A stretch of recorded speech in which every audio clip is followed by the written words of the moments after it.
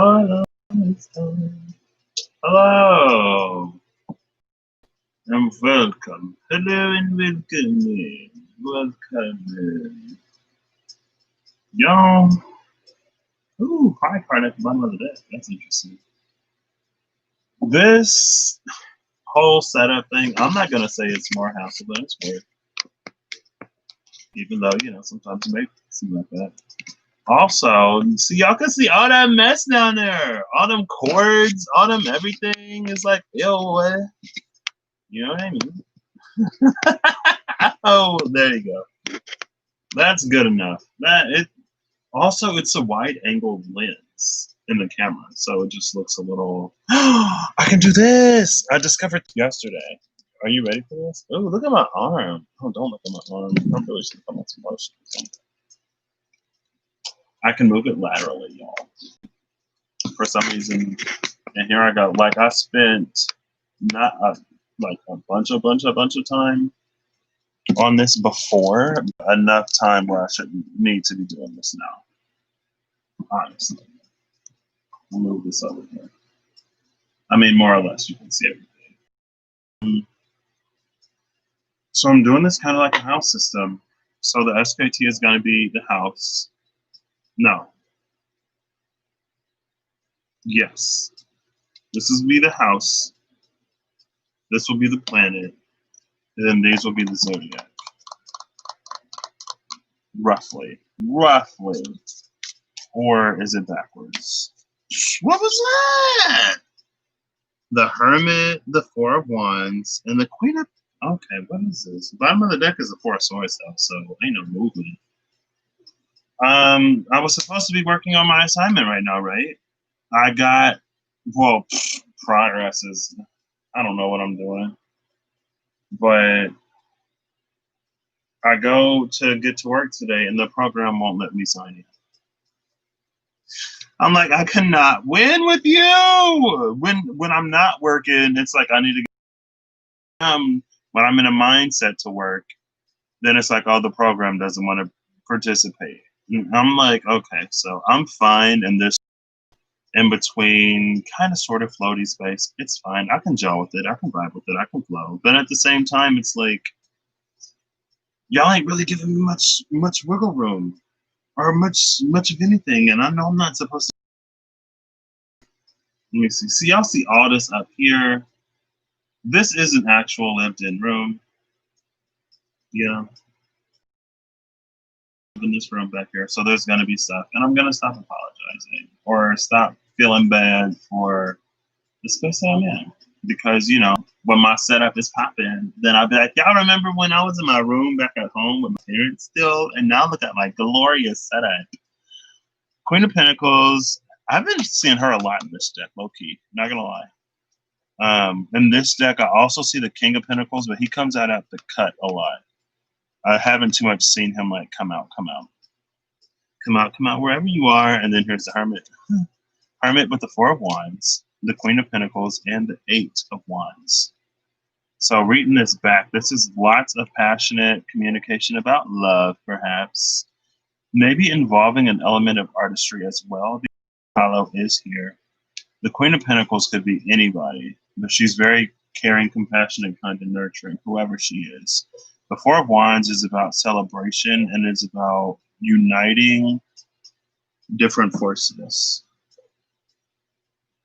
It's about coming together to produce something brand new. It's like a little Hierophant energy. So maybe this is like a spiritual union within ourselves that precedes a greater, grander spiritual union. And then this Hermit card, I guess, would clarify that it's within the self. So I already put these down so I can get the thumbnail figured out. Well, so I could have something for the thumbnail. And also, once I open up YouTube, I can't use the other app on my computer program, I guess. Oh, look at that strength card. Is that an orca? It is. I heard somebody the other day say that orcas are actually dolphins. They're in the dolphin family and not the whale family. And I knew that, but I forgot that I knew that. Because I was like, oh yeah, they're not actually whales, even though they're called killer whales. Oh, there's that pride card. With strength now. I love that. These are not planets.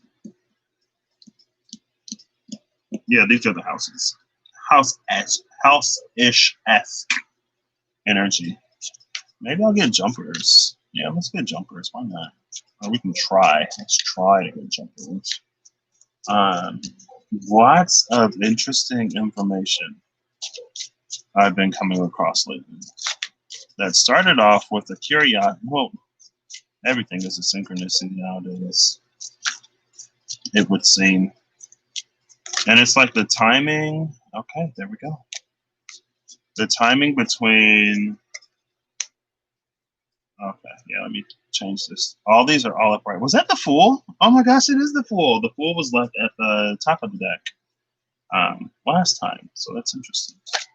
Okay, well, just saw the Six of Swords and something else, but you know, they ain't hit the table, so it'll be like I had a curiosity, so I'll look into Nikola Tesla the other night. Oh my gosh, that's a look. Well, Ace of ooh. So the World card with all these and the Ace of Swords with all this. So definitely some, I guess, real tea being spilled over there.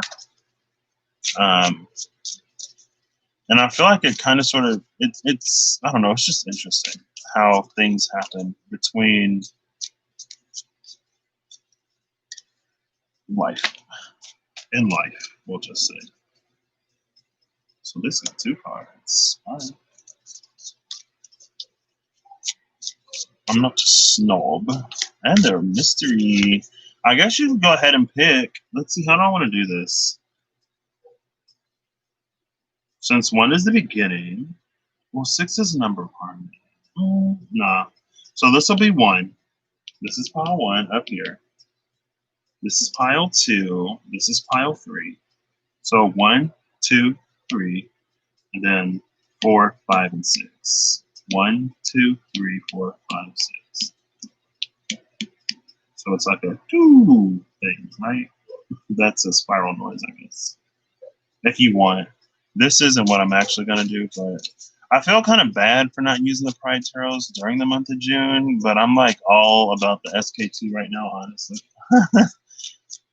But so it started with Nikola Tesla, and I'm watching all this stuff just, you know, because 369 is a thing associated with Nikola Tesla. And then I found this video that was like, you know, when you do 1 doubled is 2, 2 doubled is 4, 4 doubled is 8, 8 doubled is 16, 16 doubled is 32, 32 doubled is 64, 64 doubled is 128, 128 doubled is so on and so forth, you know.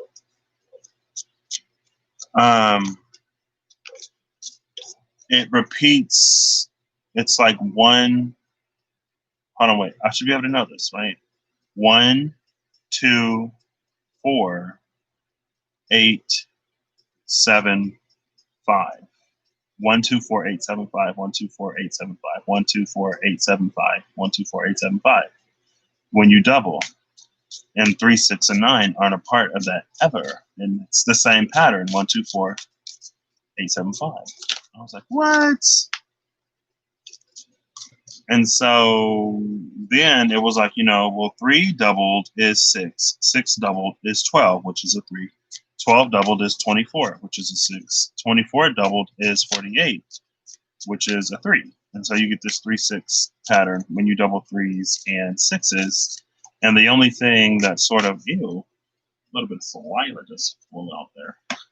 The only number that stands apart is 9. And 9 times anything is going to return you a 9. Right? And honestly, that's how I learned the 9s in multiplication. It was like, so 9 times 5, you take one number off of the number. So 5 minus 1 is 4. And then the other number has to add up to 9. So 4 plus x equals 9, x equals 5, 45. 9 times 8, you take one number off of the 8, you get the 7. 9 minus 7 is 2, 72, right? Or not right, but that's how I learned the 9s. There were also things for other ones too. And so the 9s sort of find their own thing. And so I think it's rustling around just so happened to pop up on my feed later last night when I was honestly about to go to sleep.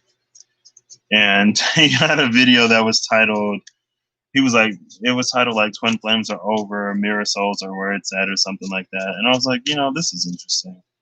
I watched a video of, I don't know who she was, but it was titled My Last Twin Flame Reading, and I gave it a watch because I was like, interesting.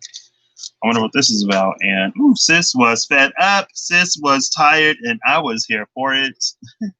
But anyway, Russell is really cool. I really like him. Something about his energy is infectious.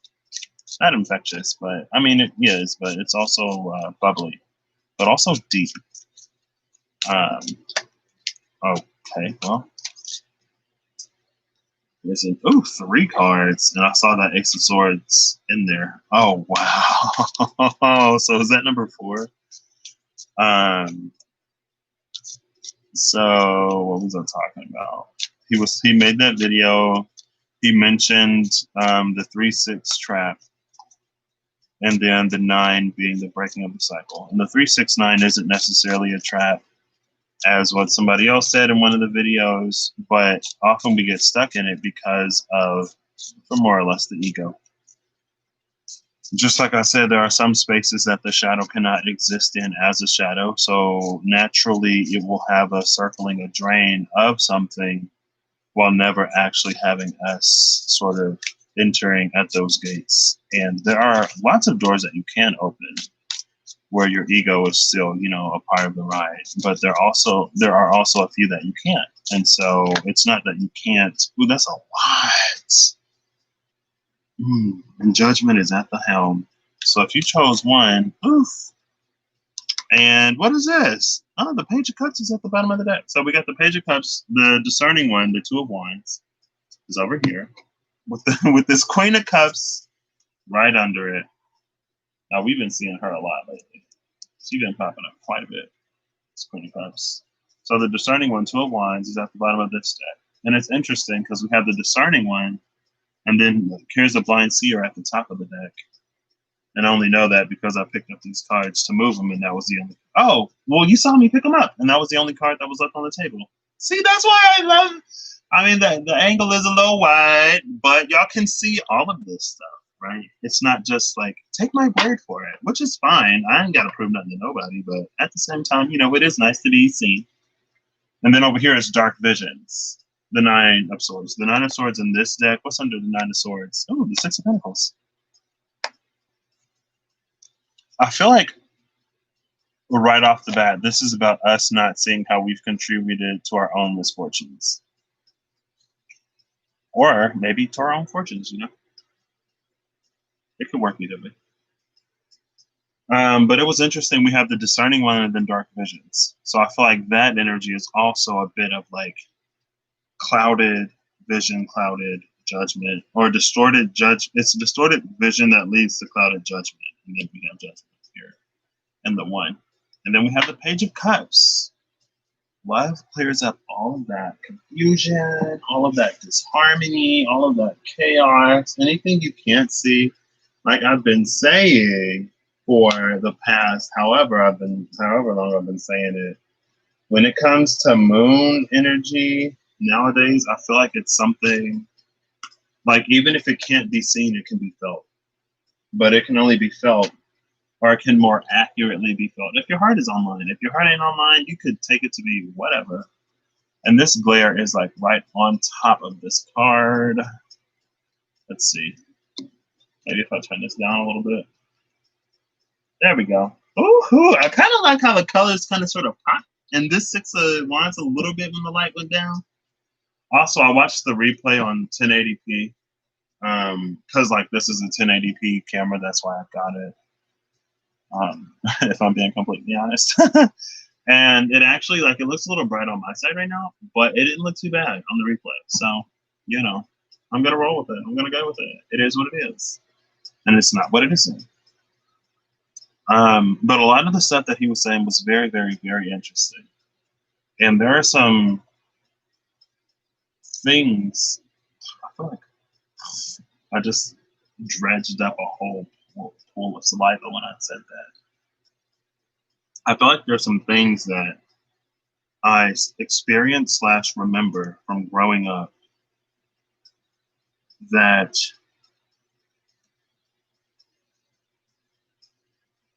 were very interesting. And now that I know what I know now, um, I feel like it is not surprising. But time is an illusion.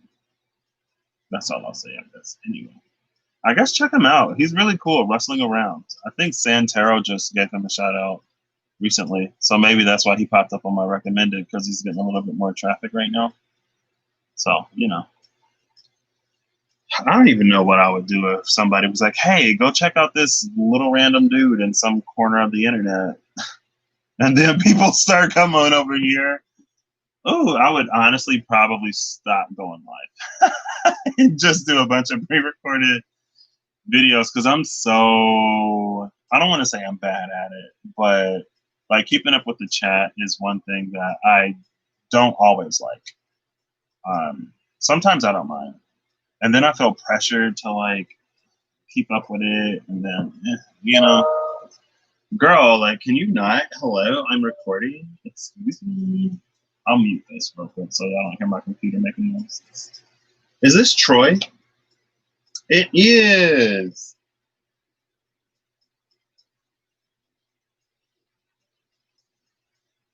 Okay, one second, y'all. I'm sorry. Please hold. Why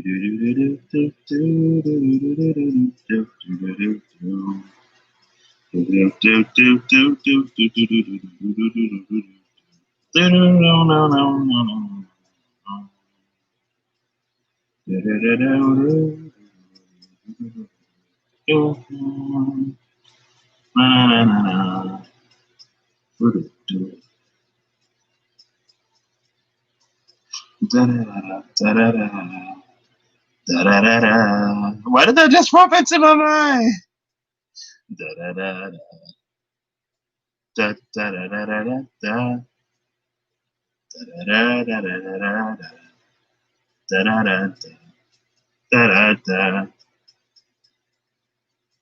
I was gonna do something like that, but hadn't thought ahead enough to do it somewhere.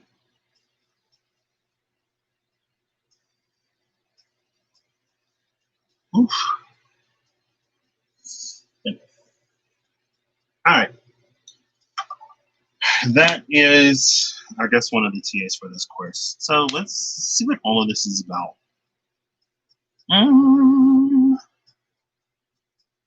I guess I'm trying to decide if I want to go like general to more specific or specific to more general. Let's do it how it is. What category are we on right now? Okay, what was I talking about? I don't even know. If people came over here, blah, blah, blah, following the chat, blah, blah, blah, whatever, whatever. Okay, let's get into this. So starting with number 3. 1, 2, 3, 4, 5, 6. I don't know why. I was going to start with 1, but I'm feeling number 3 today. Every time I like very, very, very, very, very seldomly choose the number 1 when it comes to a pick a card.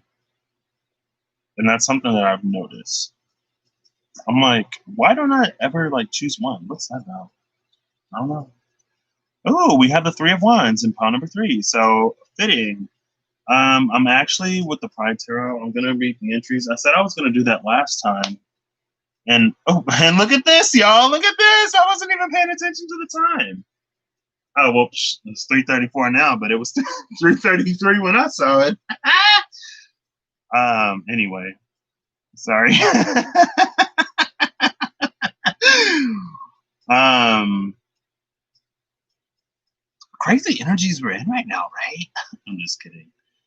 Okay, so let me go to the Pride Tarot book or PDF ebook. Actually, I don't think this is an ebook. I think it's just the PDF.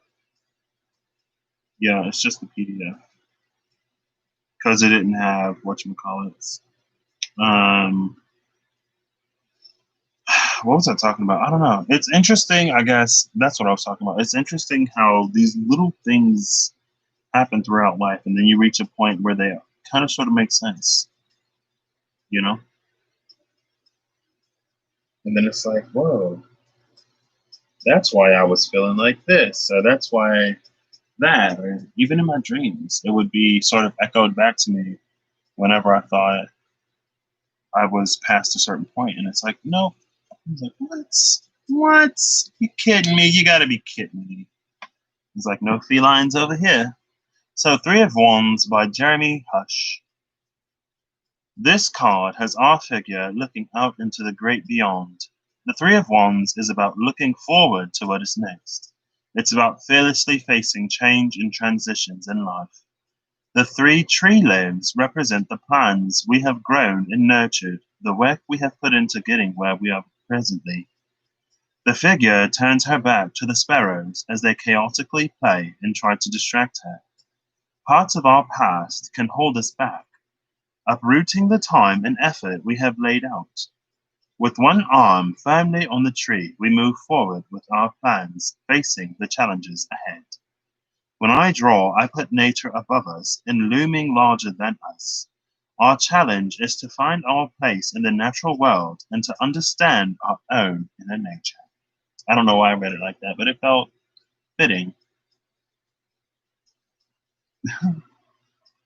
Okay, so what I love about this card is, first of all, there are subtle hints to mazes and challenges that would.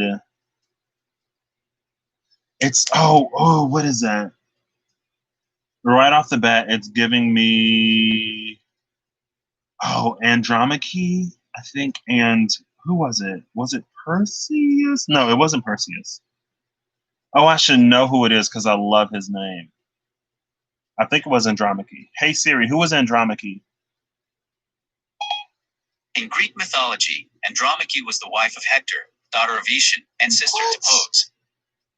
Do you want me to keep reading? Yes.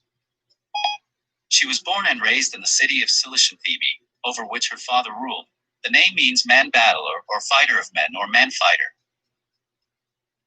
She was the wife of Hector, and Hector was the brother of Cassandra. So apparently, I'm tapped into this whole line associated, in some part at least, through Hector, with the Trojan War. And with that gosh darn Trojan horse that Cassandra tried to warn people about. Oops. Cassandra tried to warn people about the Trojan horse, but ain't nobody listening to her. Oh, see, I'm bumping to all kinds of stuff, y'all. I'm just trying to mess this all kinds of up here. I gotta plug this up though, so that's why I'm doing this. Not listening to the peaceful meditation playlist today because I forgot to put it on, if I'm being completely honest. Now, hey Siri, who slew the Minotaur in Greek mythology? Okay, I found this on the web for Who Slew the Minotaur in Greek mythology. Check it out. Who was it? Okay, well, it's pulling up Wikipedia, y'all. So give me a moment. I don't know why. Was it Telemachus? Hey Siri, who was Telemachus? Telemachus is a figure in Greek mythology, the son of Odysseus and Penelope, and a central character in Homer's Odyssey. Shall I continue? No. It wasn't him. Okay, well, let's see. It was somebody, anyway, navigating the labyrinth. The Minotaur was at the center of the labyrinth. And I thought it was Andromache, but it might have been Ariadne. It was probably actually Ariadne because fighters. Hey Siri, who was Ariadne? It was Theseus, by the way. Okay, Ooh. I found this on the web for who's Ariadne. It was Theseus, by the way. Check it out. Hey Siri, who was Ariadne? Who was Ariadne? Here's some information. Girl, read it to me. Read it to me, Siri. Ariadne was a Cretan princess in Greek mythology. She was mostly associated with mazes and labyrinths because of her involvement in the myths of the Minotaur and Theseus. It was Theseus. I was like, it's not Perseus, but it's one of those yeses. It wasn't Perseus or what's the other one? And even in whatchamacallit. What? She was married to Dionysus? No way. I love Dionysus. I mean, I'm not too wild or crazy, but Dionysus is one of my favorites. Phaedra, Pacify. Okay, yeah, I knew because I was thinking about it. I'm thinking about that ball of yarn that she gave to Theseus to help him navigate through the maze. And then I was like, the ball of yarn, and I knew it started with an A, but then I was like, wait, the ball of yarn, spiders, Ariadne. Yeah, for sure, for sure, for sure. I don't know why, but Ariadne. I mean, I guess it's a ball of yarn. It's kind of like a web. Anyway, with the hand on the tree navigating the challenges forward, there's something, it's like a living maze. And I can't remember. It's bringing something to my mind. And I guess there was also that I guess it's not necessarily interesting because, mythology. There was an episode of Doctor Who where there was like this creature, they were in a living maze, and I think the doctor was the only person who could ever see the exit. And the doctor was the only person that could ever see the exit because whatever the creature was had no use for him, right? So it was like, okay, you get out the maze. The other ones couldn't find it. And I believe it was something to do with their belief system. Like he was the only one that didn't believe in a higher power. So he wasn't trapped in the maze or something like that. This is interesting energy. And then I've been watching a few of his videos, and he said that the age of Pisces is coming to an end, and everyone's saying that, so that's not necessarily unique. But something about the age of Pisces, the way it played out, I feel like some people will be mentally trapped in that even as we enter the age of Aquarius. And the age of Pisces was especially vile because people used holy text and religion and twisted it to benefit their own sort of to bolster their own sort of narratives, right? And how it was Bible that some things were this and other things were that, when in all honesty, like that in and of itself is a translation and interpretation of something else. It's like the King James version, and it wasn't necessarily King James, but there was someone who converted, I believe they converted from Catholicism to Christianity so that they could get something annulled. One of those did something with religion so he can get rid of his wife because his wife wasn't giving him no boys and he wanted boys. This was back before science was like, the seed of the man determines the sex of the child or the gender. Y'all gotta forgive me.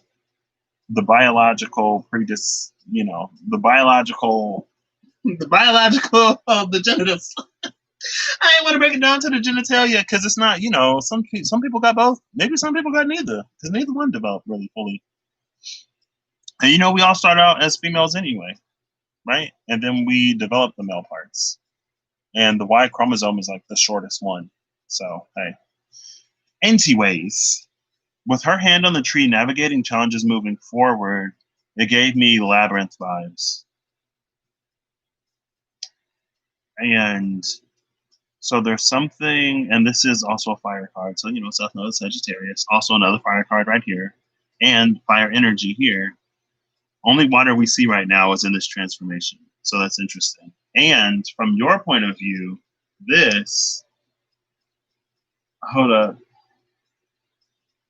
would be fire. The upward pointing triangle. And this is 1, 2, 3. So from my point of view, this would be water because it's downwards pointing.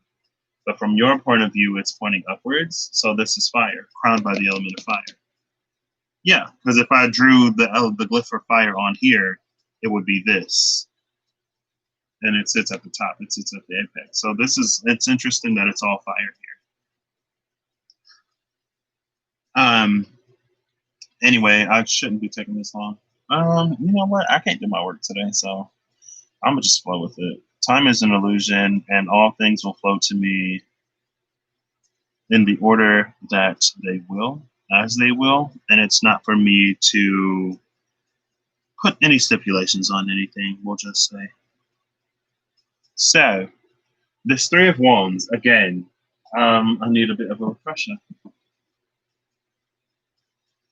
Hey, Nick. I am kind of sort of reading the chat. I wasn't really, but yes, question mark. Oh, it's 3:45 now. I'm kind of just in my own world rambling. Don't ask me why I don't do these things pre-recorded and just upload, because I ask myself every day. I guess on the off chance that an opportunity presents itself, I will be available. Welcome. Hope you're having the day that you want to have. So if you're having a good day, I hope you're having a great day. You know, sometimes people don't want to have a good day. So I don't want to wish a good day upon anyone that doesn't want to have a good day, because it would be a waste of a wish. So the plans we have grown and nurtured, the work we have put into getting where we are presently, figures turn back to the sparrow, back to distractions, parts of our past that can hold us back, uprooting the time and effort that we've laid out. One arm firmly on the tree, we move forward. So this is like a temporal puzzle.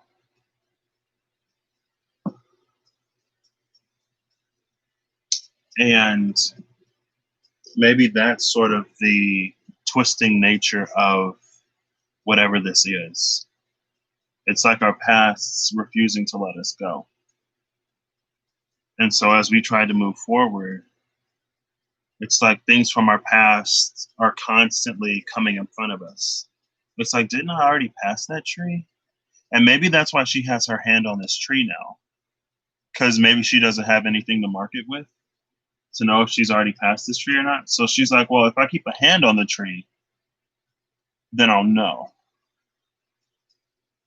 I don't know what that means. So this would be kind of sort of like what planetary energy. So the larger energy behind this would be the Six of Swords, which is all about movement. And it's all about escaping one situation and entering another situation that is less crazy, less hectic. And so the zodiac sign, it's interesting because the sign is a little broader than the house in some ways. And so when it comes to the element of navigation, I'm trying to like build this as I'm doing it, because the idea came to me and I'm like, I didn't write it down, so I don't know how I'm going to do this. But the planet is about overcoming challenge. There's also an element of groundedness here, and there's also an element of time. And then we have this energy of movement. And these, I think, work well together because sometimes we can be moving. It's just like the maze. Oh, this is the maze. Oh my gosh. What is this? Oh, you see that? Y'all see that?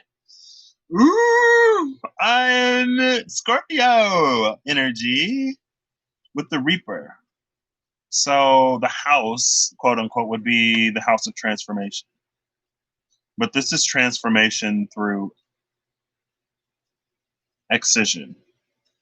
So we have the Reaper and we have swords here. And then we have the Three of Wands. And so this is about, honestly,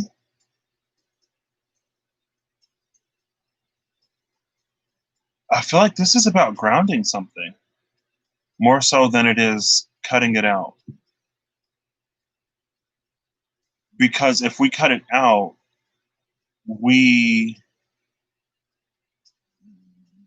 it's like we release it from, like we unfasten its seatbelt, right? You are now free to roam about the cabin, but whatever this is, we don't want it to roam because it will follow us. So this is all about grounding something in the past, maybe learning the lesson from it so that it can no longer continue to follow, hurt, harm, haunt us. And it's by grounding it that we allow it to be transformed. And that's why it's this like maze-like energy. Because it almost feels like, basically, it's like we're not really giving ourselves whatever we need to fully put this in the past. And so it keeps coming back to haunt us. And then there's Scorpio energy. So, but yeah, that's like high key maze vibes. Now let's go to 2. We'll do 3, 2, 1. So we're starting off with Victory over here, which is interesting. I don't know why I picked that up to put it down. I picked it up and put it down again. I don't know that song, but I know that whenever it comes on, people sing it, and I get annoyed. It depends. I worked on my campus early in the year, and they would have, like, in the freshman orientation week, like the music, everything would be so loud, and I'm just like, oh my gosh, it's too loud for me. 6 of Wands by Mumi Swan. Keywords here are victory, achievement, success, well-deserved recognition,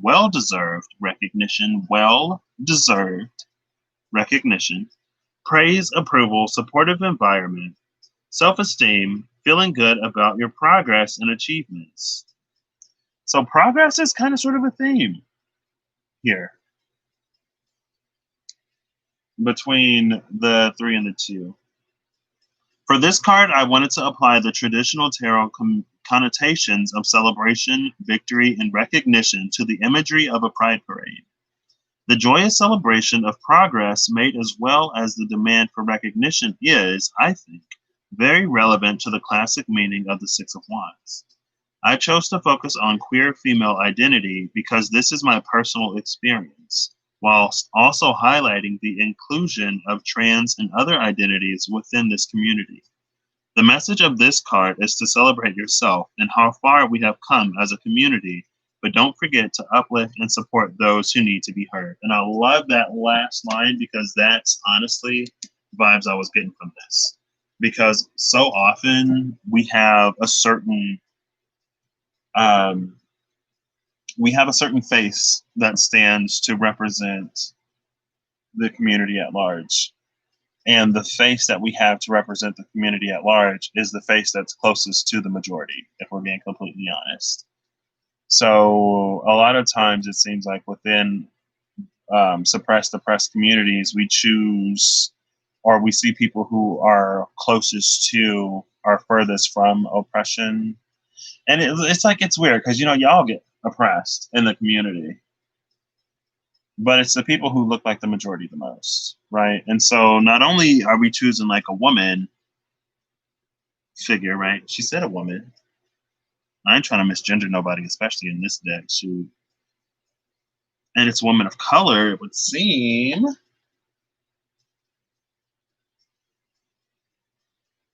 And then she also, gives voice to the trans community at the same time.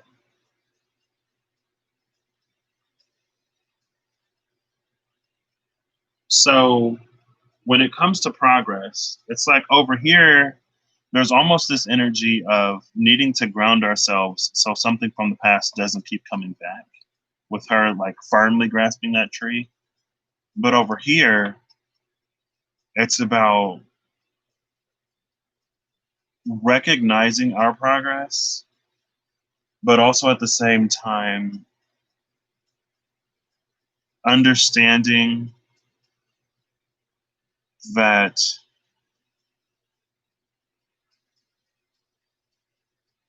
there's something here about recognizing the space that you're in as compared to other people. And it's like other people in the same boat, but like in worse parts of the boat, Like if there's a leak in the boat, then there are some people who are like in the part of the boat where the leak is. And if we're talking about the Titanic, it's like, there are some people who are at the bottom levels of the ship and some people who are like on the surface. And so the people closest to the lifeboats are the people who are like, on the deck, right? And by the time the people at the bottom of the ship get to the top of the ship, it's like, well, all the lifeboats have already departed. So you're like, what? What? It's kind of sort of that energy. And then we have the Son of Pentacles here. So the Son of Pentacles is giving me vibes of comfort, physical comfort. And I think this is one of the things that some people don't necessarily understand. Or not understand, but one of the things that some people can kind of sort of detract with. And I'm not going to get all the way into it, but if I do, I do. It's that time, and these are the cards. So, but it's like, it's not that life hasn't been a challenge, but it's recognizing how things could be more difficult if the situation, if you had sort of another set of circumstances thrown onto it. And so the Son of Pentacles is the Knight of Pentacles energy. And the Knight of Pentacles is an energy that is forward movement. So I do love actually these two together, because the Knight of Pentacles would speak of slow movement, but steady movement. Slow and steady wins the race, right? It's not a sprint, it's a marathon. And so this is like marathon energy over here.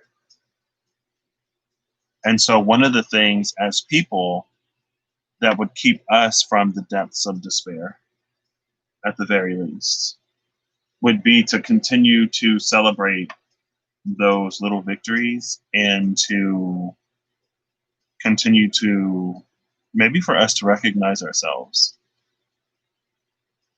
Maybe this is more self-recognition. Well, let's see. Ooh, the Strength card. There's that Leo energy. And the Six of Wands is also Leo energy. So we got double Leo energy here. And then we got this little Virgo energy in between. Mutable Earth. Okay, so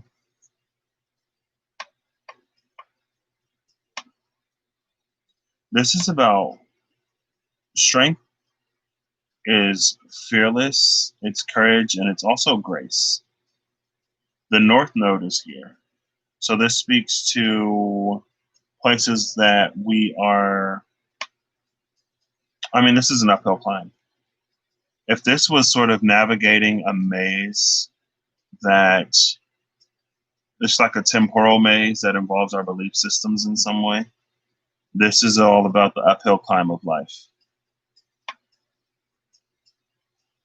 This is about things that you have to struggle for to get, or things that you have to work for, or it doesn't even necessarily have to be a struggle. It's about things that require dedication, right? And so dedication is the theme over here. So if you chose this one, I think it's celebrate and also like allow yourself to be celebrated. So if you're the type of person that can't take a compliment, then dissect that, right? Why is that? Do you not think you're worthy of the compliments? Like, what's that about? You know, who knows? But it's allow yourself to be celebrated, celebrate yourself, but also at the same time. And I just heard that message. I can't remember where it came from. I'm pretty sure I know. But I know in another, somebody recently said that this, with the Six of Wands, or maybe it was an I Ching. I don't remember. I think I've heard it a few times. With the Six of Wands, it's like, yes, celebrate your victory, but also realize that the Six of Wands is not a number of completion. So it's not over, right? You've gotten one victory, like you've won the fight, but the war continues. And I don't necessarily want to talk about war and fighting and stuff like that, but hey.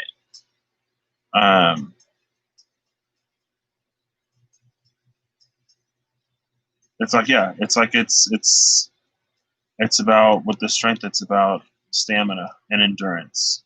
Stamina and endurance also with this, but also, you know, celebration.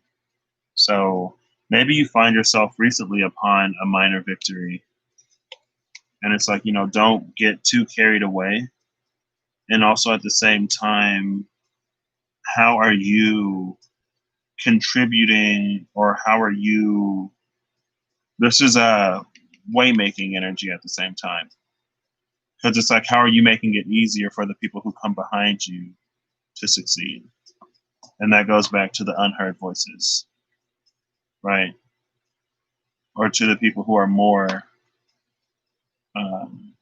at risk within whatever this is. So, starting at the 1, we have a few cards up here. Oof.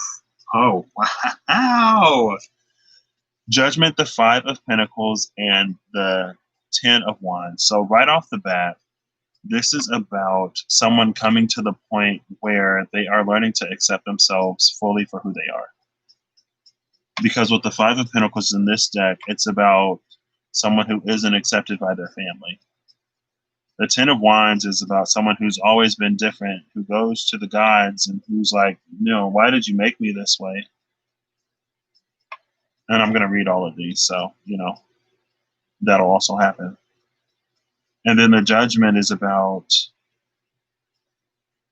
honestly, in this deck, it's kind of sort of about the cleansing and purifying power of love. This is about the cleansing and purifying power of a more unconditional love that then calls into question every other relationship. The places where you didn't find love, where you thought you were supposed to have found it, and also just sort of how you are looked at, perceived, and received by the world at large. And this is a very, very close-knit family. It's like with this type of family here, this is a chosen family. This is chosen family versus birth family, and how all of that sort of like fits and works together. So Cancer season and Mercury in Cancer may be interesting for you, just because, all of that is about family and home. So have fun with that. Actually, let me fan these out a little bit. Oof. The one thing about using this webcam is that my actual computer is off to the right. So I was bad at looking at chats before. I'm going to be even worse now. Oh, well. I see it when I'm into, And I'm not necessarily a quick fixy type of whatever. So, Judgment by Shira Silver. The Judgment Tarot card is one of self-reflection, realization, awakening, and new beginnings. The traditional card depicts an angel playing the trumpet as three people rise from graves with outstretched arms. I chose to replace, this is interesting, because this is a 2 card with 3 people in it, and one angel, 3 people, and it's a 2 card numerologically. And then we have, the 3 and the 2, both in suits of fire down here. Well, that's a 3 and a 6. 3 times 2 is 6. Anyway, let me, it ain't necessarily all got a whatever. I chose to replace the angel with the poet Sappho due to her inspirational role as a source of guidance and comfort for queer women. Instead of new figures rising from graves, I depicted 2 women and 1 child, all clothed and living. This represents the new beginnings that come with accepting one's sexuality and/or gender identity, and the way in which this can be a spiritual and permanently life-changing experience. So not only is this about sort of self-judgment, but this is also about, self-acceptance. And self-acceptance that leads us to self-acceptance that leads us to accepting and creating opportunities for ourselves that would seem to give us a whole new life as compared to the one that we lived when we were more in the shadows, right? It's because we allow ourselves to do some different things. 5 of Pentacles by Miriam E.G. The 5 of Pentacles is a card of financial loss and poverty. It also represents the feeling of being isolated and alone, rejected, or hopeless. It could mean that you need to ask for help from the people who are there to support you. In this illustration, a girl is rejected by her family and is being kicked out of her home. This card reminds me of something that happened recently to a close friend of mine from a very conservative family who often voiced their homophobic views. Eventually, she came out of the closet and had to leave home. I told her that she could come to my house whenever, she needs. I'm available for my friend through the good and the bad times. Don't be afraid to ask a friend for help or to offer help to someone in need. And it's interesting because at the end of this, we kind of sort of get this Six of Pentacles type energy. And yesterday, the Vagabond came out over here somewhere. And it was here on the 3 I Ching. It was this file. So I guess go back and watch that if you want, if you so care to. But the Vagabond talked about, needing to ask for help, but in, some words or another, being too proud or having reasons why you can't ask for help or reach out when you may need it. And that's the difference between the Five of Pentacles and the Six of Pentacles. Is the Six of Pentacles is like, not only will someone openly give, but they will also openly receive. But with the Five, something in that dynamic prevents that exchange from happening. Now this, I guess I've been like super into Greco-Roman mythology lately for whatever reason. But this is giving me Amphitryon and, what was her name? Vibes. Oh, I don't remember. Hey Siri, who was Amphitryon? Amphitryon in Greek mythology was a son of Alcaeus, king of Tiryns and Argolis. Do you want me to keep reading? Yes. His mother was named either Astydomea, the daughter of Pelops and Hippodamia, or Leonome, daughter of Gunnius, or Elsaponom, daughter of Minosius. Amphitryon was the brother of Anaxo and Paramede, wife of Lysimnius. He was a husband of Alcmene, Electrion's daughter, and stepfather of the Greek hero Heracles. Girl, okay, they actually he might not be the one that I wanted. Anyway, there was an older couple in mythology. There was a god in disguise as, as a Five of Pentacles person. Oh! Okay, I'm sorry. The gasps. I accidentally clicked something. And I was like, oh, I hope I didn't just shut it down. There was someone, it was basically kind of sort of this, right? But instead of a girl getting kicked out of her home, it was, I believe, an older person who was less fortunate going around, a god in disguise, asking people for food. And he or she, I believe it was a he, I can't remember who it was, apparently, obviously, right? Can't even remember the name. That was Amphitryon and Alcmene. But I know in the movie Hercules, they were asking for a baby and they couldn't conceive. So I guess it wasn't. But anyway, so there's this older couple who have like nothing, but they take the god in and they feed the god. And as they feed the god soup, like the pot never empties, right? And the god is like, y'all are the people in town who have the least, but the only ones who would give me food and shelter.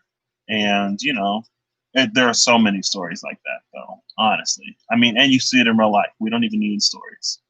You can see it in real life, too.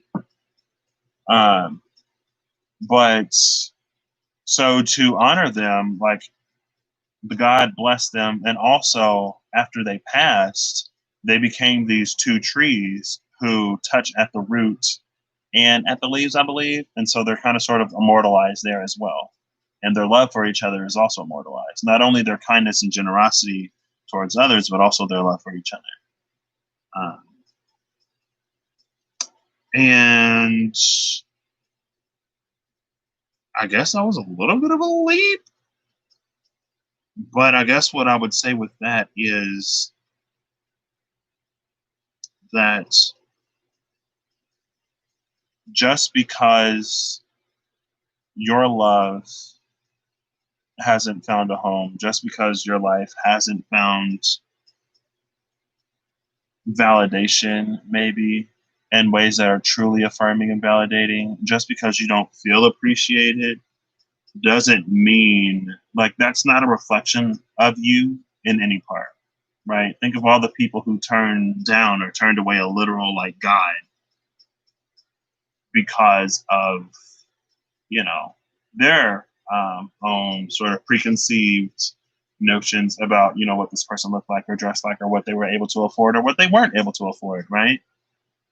But none of that took away from the God's divinity, right?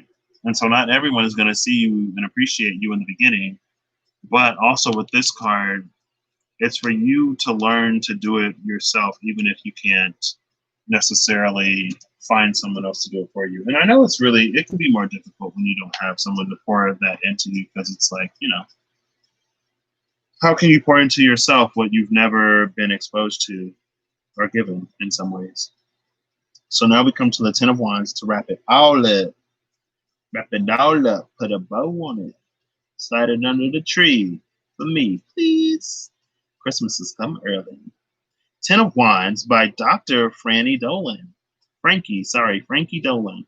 I know a Dr. Frankie. He'll be a doctor here pretty soon. He's going to be making pizza this weekend. He's been baking a lot of bread, and he has a cat that is very high strung. This Ten of Wands card shows a man who has lived a life of banishment and pain. So that's kind of sort of a theme. It's kind of sort of a theme here. People scorned him for being blessed with a balance of male, female, young, and old qualities. Dreaming, hoping, and searching, he journeyed to the highest mountains, to the realm of the gods, to ask them why he had to suffer. The gods placed the crown made of 10 wands upon his head. They kissed his mind with truth, and he saw that the gods always choose strong and beautiful souls to suffer, for those are the people with the power to withstand it. Through his ordeal, the man gained wisdom. He realized that he needed to live through his suffering in order to help others with theirs. The man turned his burdens into blessings. Now he looks back as he faces forward, feeling the miracles of his life. Divine meaning here is take your greatest burdens and turn them into your greatest blessings.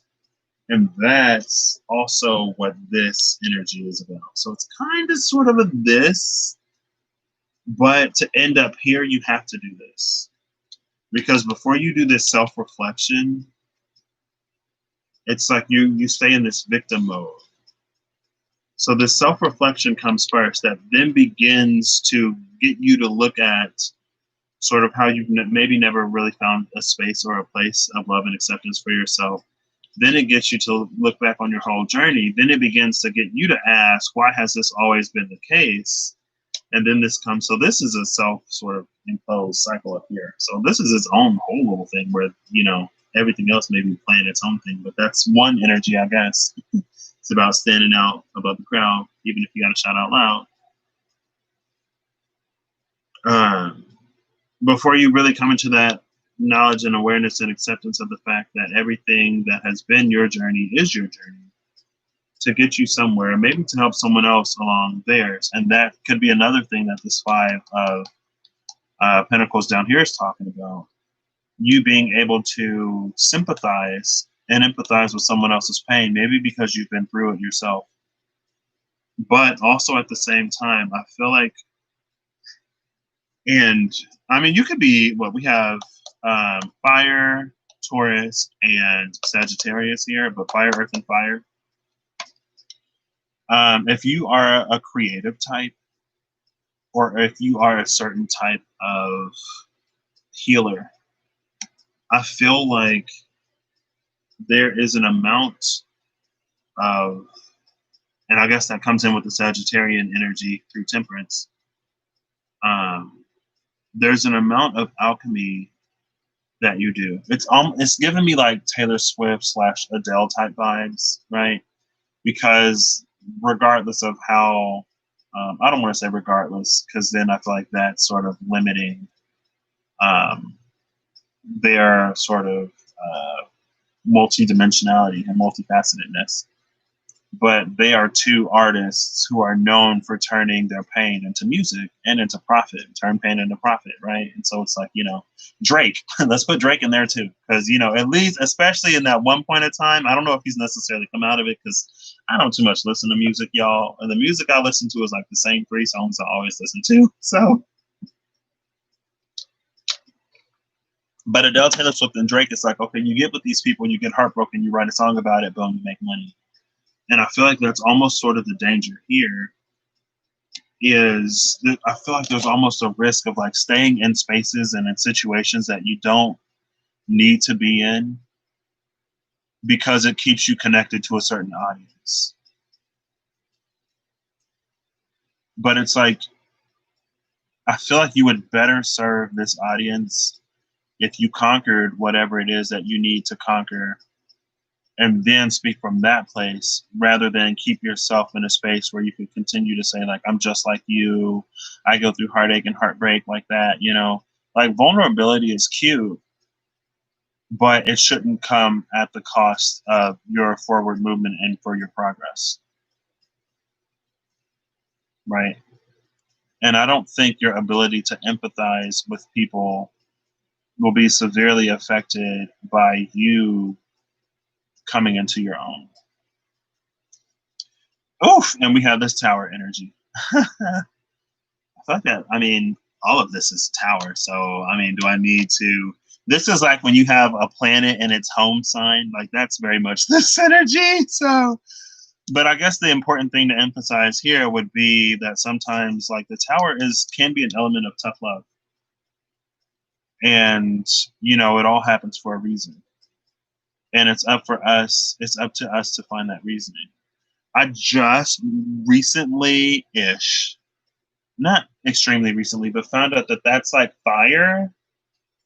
Every time I saw this, and like you may be like, well, you know, lightning bolts hitting the tree. What else would it be? Every time I've seen this, I'd be like, why is the tree bleeding?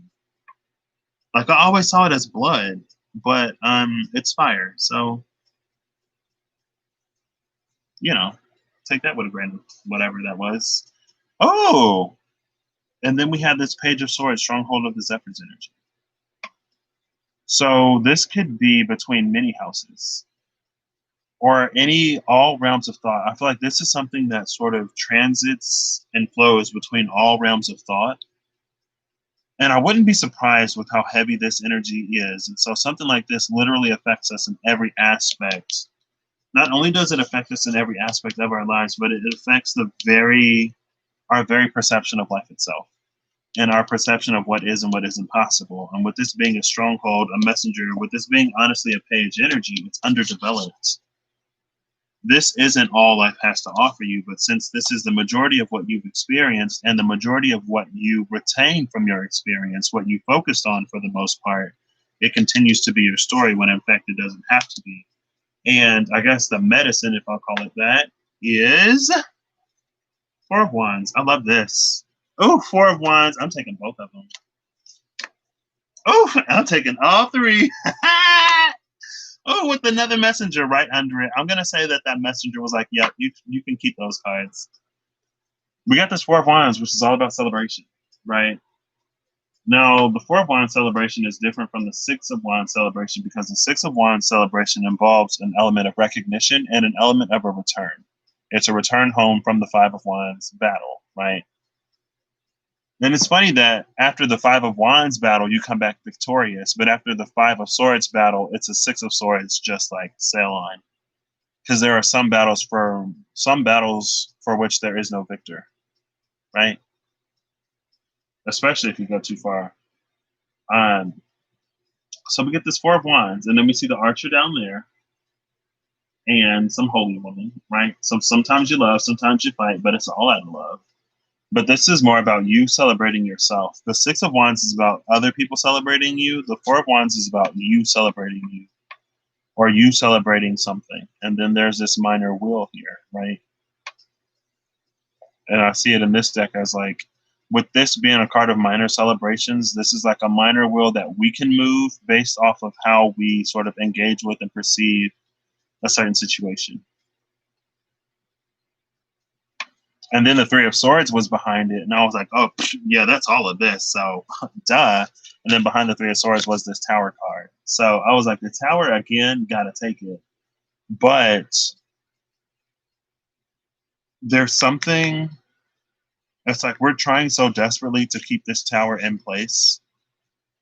But with this axe, with Shiva's, I believe it's Shiva's, I'm pretty sure it's Shiva's. With Shiva's axe down here, This is all about cutting out corruption. And so, was this the space where I said something about family, or was that this other space? I don't remember. It may have been over here. It may have been up here. I think it was up here. It doesn't matter. Because it's like, I don't know, there's something that we're trying to hold on to that doesn't serve us. And so I kind of sort of love this as the apex of both of these, because there's kind of sort of elements from both sides, honestly.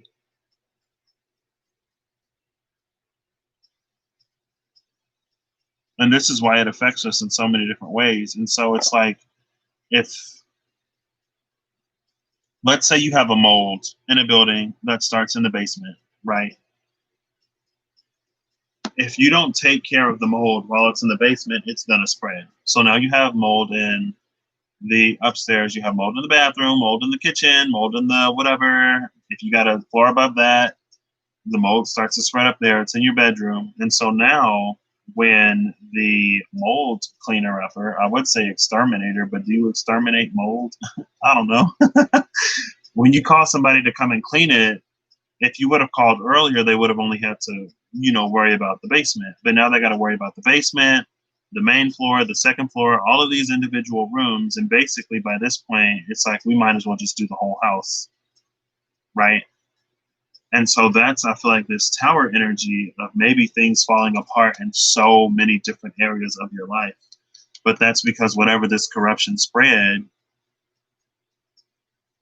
or whatever this corruption was, it has spread to so many, like I said, with this, it's like the very way you perceive reality and what you think is possible itself has been affected and corrupted. So, like, that's why it happens all over the place.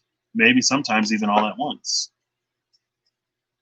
Right? The magnitude of the quaking of this tower is probably equal to the magnitude of corruption that needs to be shaken loose. So now we're going to start with the 4.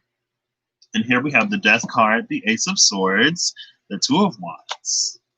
Death, the Ace of Swords, and 2 of Wands. Look at these gorgeous cards.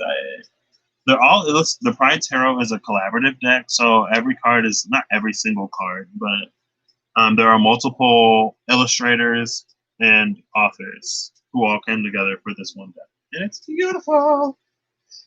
People in the community and allies of the community alike. And I love it. I want to do more collaborative decks. I just love, like, maybe that's the Sagittarius North Node in me. It doesn't, why am I always going to attribute it to something specific? I love when people come together and you get lots of different opinions in the same place, because it increases, like, with diversity comes beauty. Right? So I love it. So, Death, 13 by Matt Hughes. Oh, I remember this one because I was talking about people named Matthew. And the last retrograde. The Death card is a symbol of the alchemy of change. Actually, it wasn't the last retrograde. I think I'll take that back. But it might have been in that post shadow. I don't remember when I got these cards, honestly. The Death card is a symbol of the alchemy of change. The embrace of inclusion, normalization, and representation for LGBTQ plus community is, in itself, a rebirth of a positive future for us all. Because of this idea, I chose to pay homage to one of the greatest gay artists of the 20th century, Joseph Christian Leyendecker. I don't know how to pronounce his last name, I'm sorry. Although he was not openly gay, Leyendecker lived with his partner, Charles Beach, until his death in 1954. One of his most well-known cover illustrations for the Saturday Evening Post, Robert E. Lee on Traveler, was the inspiration for my depiction of the Death card. I felt it a fitting display of change to reference a symbol of bigotry and otherness represented as Robert E. Lee, and transform it into an image of profound change, inclusion, and oneness. Death holding the LGBTQ plus flag symbolizes a charge for victory. I reversed the position of the figures from facing left to the right to indicate the difficulties the community has faced throughout the years. And I'm like, what figures are facing left instead of right? What figures? Because I've always seen the Death card face the same direction. And so I'm not exactly sure what he's talking about. One of the things that I do notice about this death card that I haven't really seen in other death cards, and where was it? Was it here? Yeah, is that you actually see the face of the Reaper. And I've literally just now noticed that. But you see that? You see the little bunny skeleton? You actually see his face. I mean, you know, he ain't got no skin, but is it a face if it's just bone? You can see his head. I don't know. You can see his face. So there's no visor, or the visor is lifted. The visor is lifted. And what does it mean when the visor is lifted? Also, does he have a scythe? Or is it just the flag? I think it's just the flag. I don't think there's a scythe here. I don't think so. What do you see? What do you see? Look at this death card. Tell me what you see. We got the white horse. On a pale horse, he rides. We got the flag. His mask is, or his visor is lifted so you can see his face. Blue skies, also. He's coming in daytime, right? Blue skies can be clear communication, and then, you know, clear communication with this Ace of Swords right here. That's my mother, if you can hear her.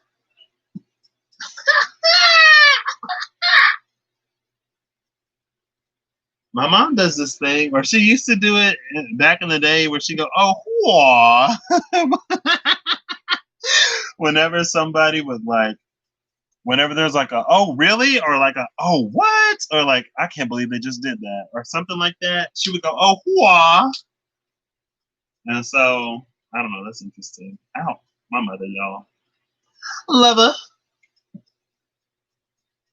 But she got, you know, she got her issues just like everybody do. She a Gemini moon. She hates that she's a Gemini moon so much. My mom is actually triple mutable, which is interesting. She's a mutable sun, moon, and rising.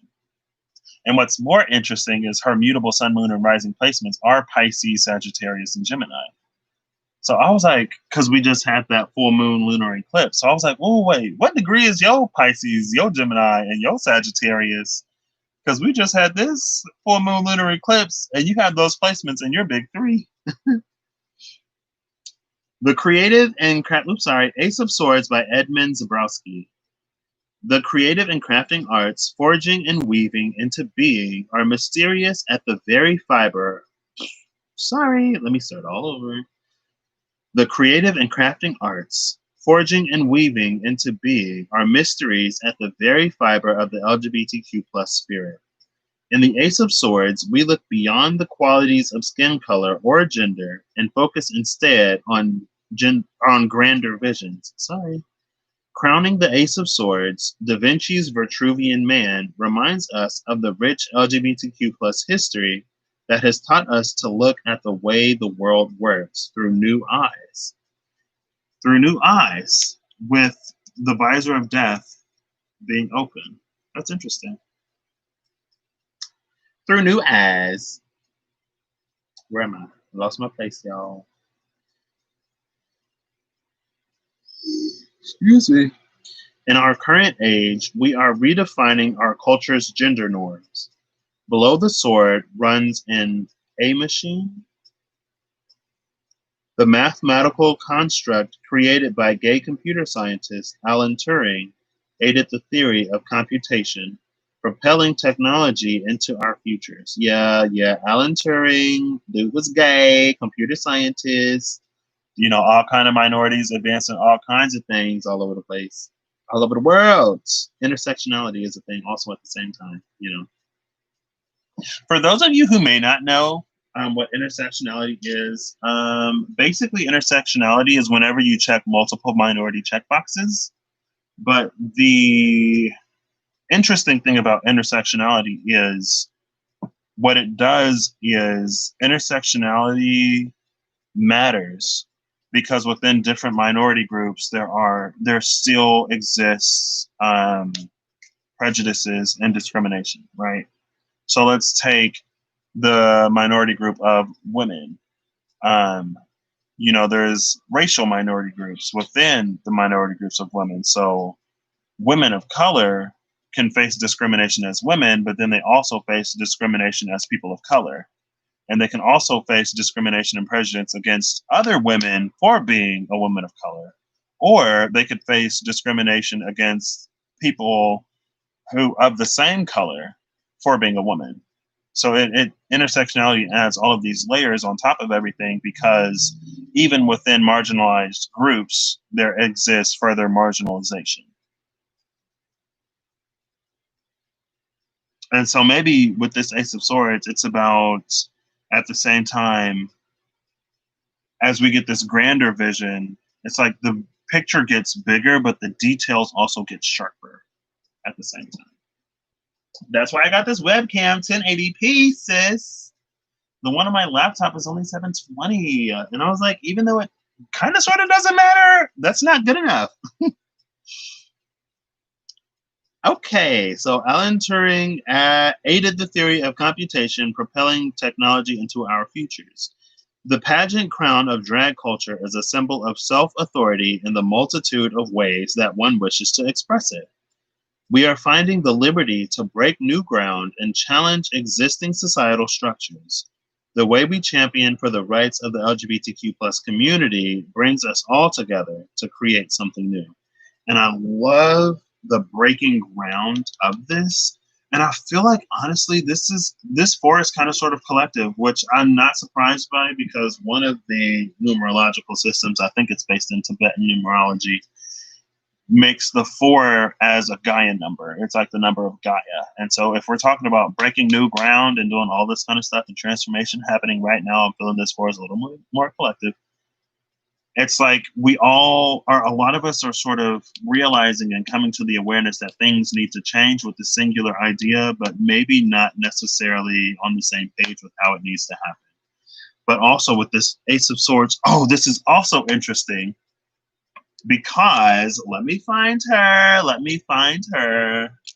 Oops. Wait, I don't think anything really moved too much.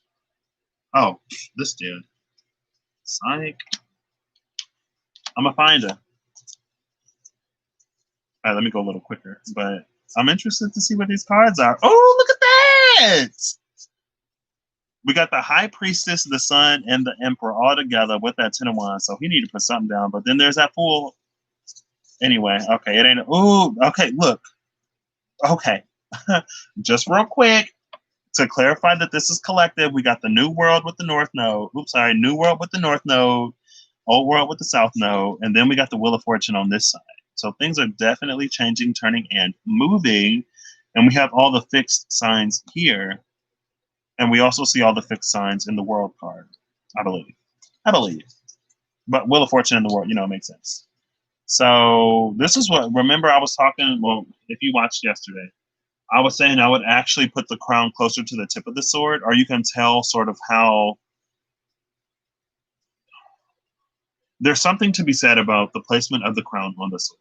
Regardless of which way you want to say it, there's something to be said about where this crown falls on the sword. And then over here, we have the sword at the tip of the crown. You see that? I didn't look at the camera to see if y'all could see the last time, but I'm assuming y'all can, because, I got all this space. Wherever I put this, you can see it. You can see it. You can see it. Boop, boop, boop, boop, boop. More or less. It's at the top.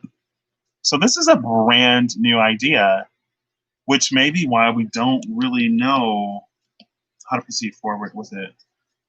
Also, I do love it's almost a hint of Ace of Pentacles energy with mention to a new world, but that's sort of the interconnectedness between the mental plane swords and the physical plane earth.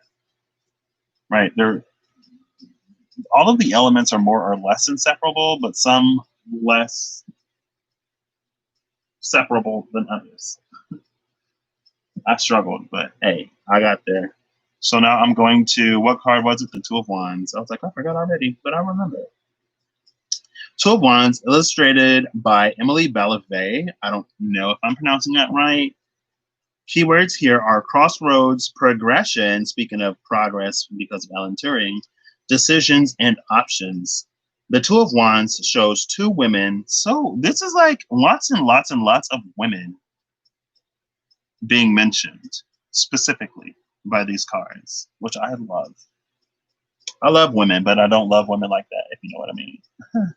I love y'all, but on a more mental, emotional level, and not necessarily on a physical level, unless we're talking about hugs. So the Two of Wands shows two women standing back to back with their wands pointing in opposite directions. This card depicts a combined vision that is now beginning to express itself individually. A partnership was formed to realize a creative concept, but the energy is now taking two separate paths. The card suggests restlessness, a difference in opinion, and a sudden break from a partner. A choice must be made as to how you, as individuals, would like to best apply the original inspiration. Courage is required to challenge yourself to be decisive and to take a risk. There is no right way or wrong way. It is simply that individual expression is now required. Your idea is brimming with potential and is compelling enough to motivate you into action. And the one thing that immediately comes to my mind with this is that when I was an RA, there was the first year I was an RA at the school I was an RA at was the first year that they decided to do this restructuring thing that they had. And basically, it's so interesting because I just saw a post on Twitter the other day, a tweet, I guess, on Twitter, or a thread of tweets on Twitter the other day about how some people are talking about defunding the police and, or just restructuring that system in general. And they're like, we already see this working out, or we already see one way in which we could restructure the system. And it's already happening all over the country and, blah, blah, blah. And they were basically talking about RAs. I was an RA and how they train you to like de-escalate situations, how to refer people to whatever resources on campus that they need for whatever you come across, right? And how if there's something that you can't handle as an RA, you call in someone who can. And what this has given me specifically is that on our campus, there are different styles of building. And now they've broken the residential buildings down into neighborhoods. And so in each neighborhood, you kind of sort of have a similar population. And because you have a similar population, you have similar issues that come up. And so I was in the primarily first year student population, why they put me, one of the oldest dudes on campus, in with the first years is beyond me. I was so hoping to get this one building where I knew people and it was primarily upperclassmen. People didn't really talk to each other too much, or that's what they were known for. Lots of more introverted, but when you get into communities that are more introverted, you get more into mental issues rather than policy violations. But anyway, regardless, there's different communities and different communities face different challenges, right? So if you're in a primarily first year community, a lot of the challenges that you deal with are going to be like, how are people adjusting to campus? Number one, like, are people finding friends in a community?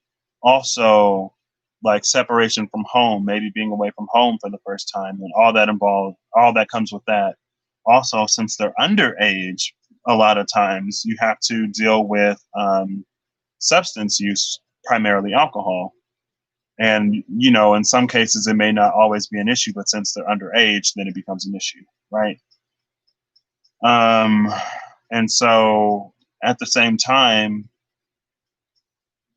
it's like we monitor alcohol more so because, I went to a dry campus, but we monitor alcohol because we have, underage people primarily, but also with all of these other issues, being in a new place for the first time, maybe not necessarily having a community of people who you have friends or whatever, or trying to create one, and also dealing with being away from home for the first time, while also at the same time adjusting to the demand that this educational institution puts on people. And it's pretty gosh darn high. It's a very, very, it's not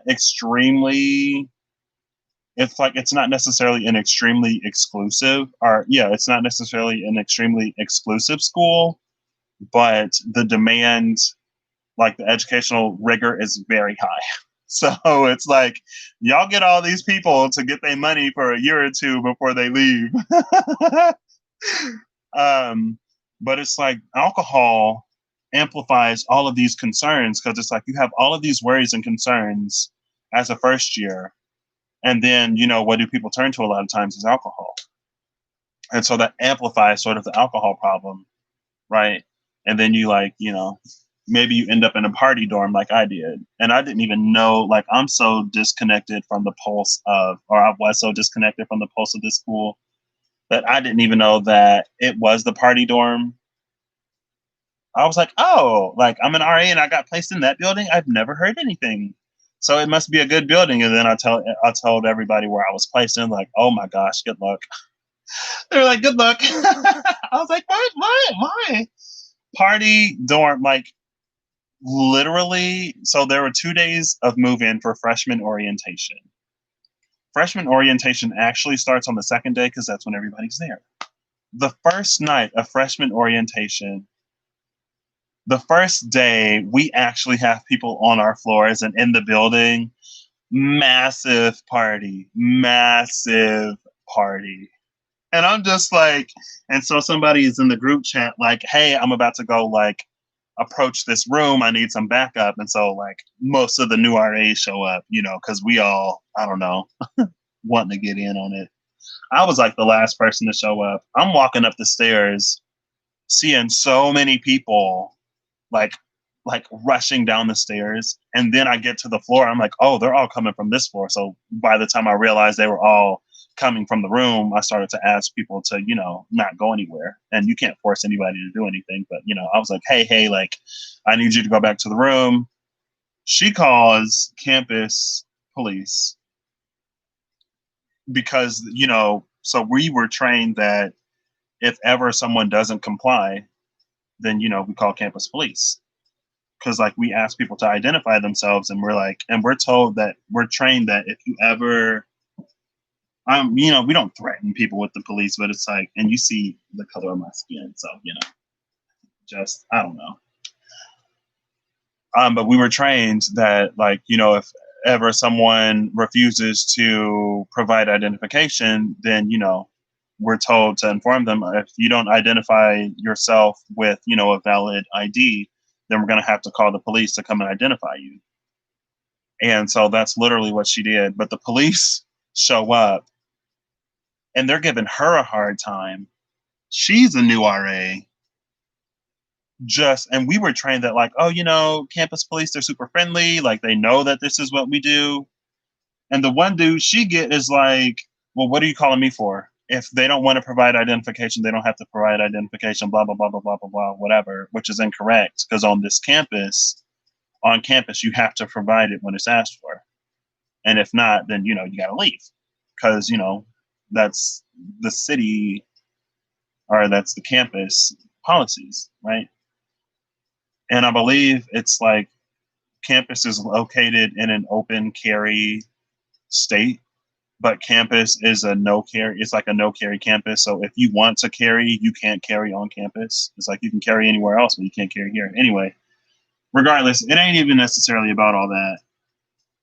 But I guess part of that would be, since everything was new, it's like utilizing resources that you were sort of told would be this one thing, but then when they actually show up, it's like they do something counter to what you were trained that they would do.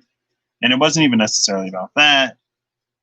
It was just about the fact that there are many different communities. And so the issues that I have in my community might not necessarily be the issues that you have in your community. So when it comes down to allocating resources, and when it comes down to establishing agencies and establishing like budgets and allocating resources, it's going to look different for different people. And so honestly, what I was getting with this is we're coming into this new space, but we're not necessarily going to find a one size fits all approach, and that's fine. But an element of communication is important as we go through this great change. And again, this is more collective energy. So, what would a collective house be? A world card, something Aquarian, maybe a Six of Swords. Not necessarily, but Well, the Five of Swords, and that's still Aquarian energy. That's first decan of Aquarius. So, you know. I was just talking about the Five of Wands. When it was, there was a six of wands or a six of swords, four of wands. When I was talking about the four of wands, I think. Anyway, because I was just talking about how this after the six of wands, you get this. After the five of wands, you get this whole like celebration. But when the five of wands is less severe than the six of wands, but after the five of swords, the five of wands is less severe than the five of swords. But with the wands, you get a celebration. With the swords, you just get movement. Because again, it's like something that maybe we should have never done in the first place. It was a losing battle. The systems at play collectively were never designed for this joining to happen.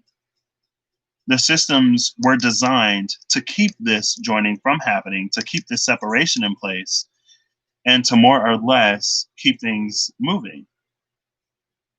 Right? And so we basically got to throw the whole system away. In terms of areas where you need to throw the whole system away, and that's why death ain't even hiding they face no more.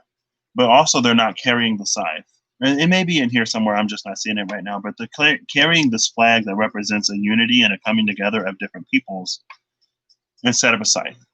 And so this isn't transformation again. This is another transformation that doesn't necessarily come from cutting something out, but it's a transformation that comes from opening our understanding and also knowing that there isn't a one size fits all solution, and no one person or group necessarily has the answer. So this two of wands as a closer to the end point could be a meeting of the minds around the central idea. Two of wands closer to the beginning point would be, before they separate, but maybe they're coming together, uniting under this banner. Uniting under this one banner. Oh, now it's in reverse. Uniting under this one banner that is a representative of many different communities within a community, right? And so that's why I feel like it's this sort of division at any cost type of zodiacal energy. And so there's almost it's like this space can't be reformed, it has to be transformed. There's no reformation here, only transformation, and that's why death has its visor off. Like, I need to get a full view of the situation, right? I need to get the full picture because so much needs to be changed here. But also at the same time, it's something that we have to do as a group, as a collective of people. It isn't necessarily anything that can be forced, because while there are legal, systematic, governmental issues, there are also issues within the hearts of people themselves, right? So just like you can't force anybody to love anybody, you can't force anybody to accept anybody either. And so that's another sort of interesting little caveat and challenge that we're sort of faced with. Because on a grander scale, the heart of humanity is beating again, and people are sort of waking up to, hey, like, other people are actually people and deserve to be treated like actual people, just like how you are treated or wish to be treated as an actual person. And so, it's coming into the space of, let's just, oof, Page of Cups. And didn't we have the Page of Cups down here somewhere? Maybe not. Oh, but at the bottom of the deck, Page of Cups. We got another messenger at the bottom, so we're going to get another message. I'm feeling it right here. Oof! The Seeker with the Ace of Wands, Sacred Fire, right below her. I'm getting hungry, y'all, so I'm going to get me a little bit of chocolate. And I probably shouldn't go for this chocolate. Well, I don't think this chocolate coats my throat. Y'all know how some chocolates make your throat get a little, like, it coats your throat a little bit. So if your throat is already dry or something, they don't help to not dry your throat. I don't think these do that. Also, they're cold, so my hands won't get chocolatey, which means I need to put all these in my mouth real quick. So 1 second.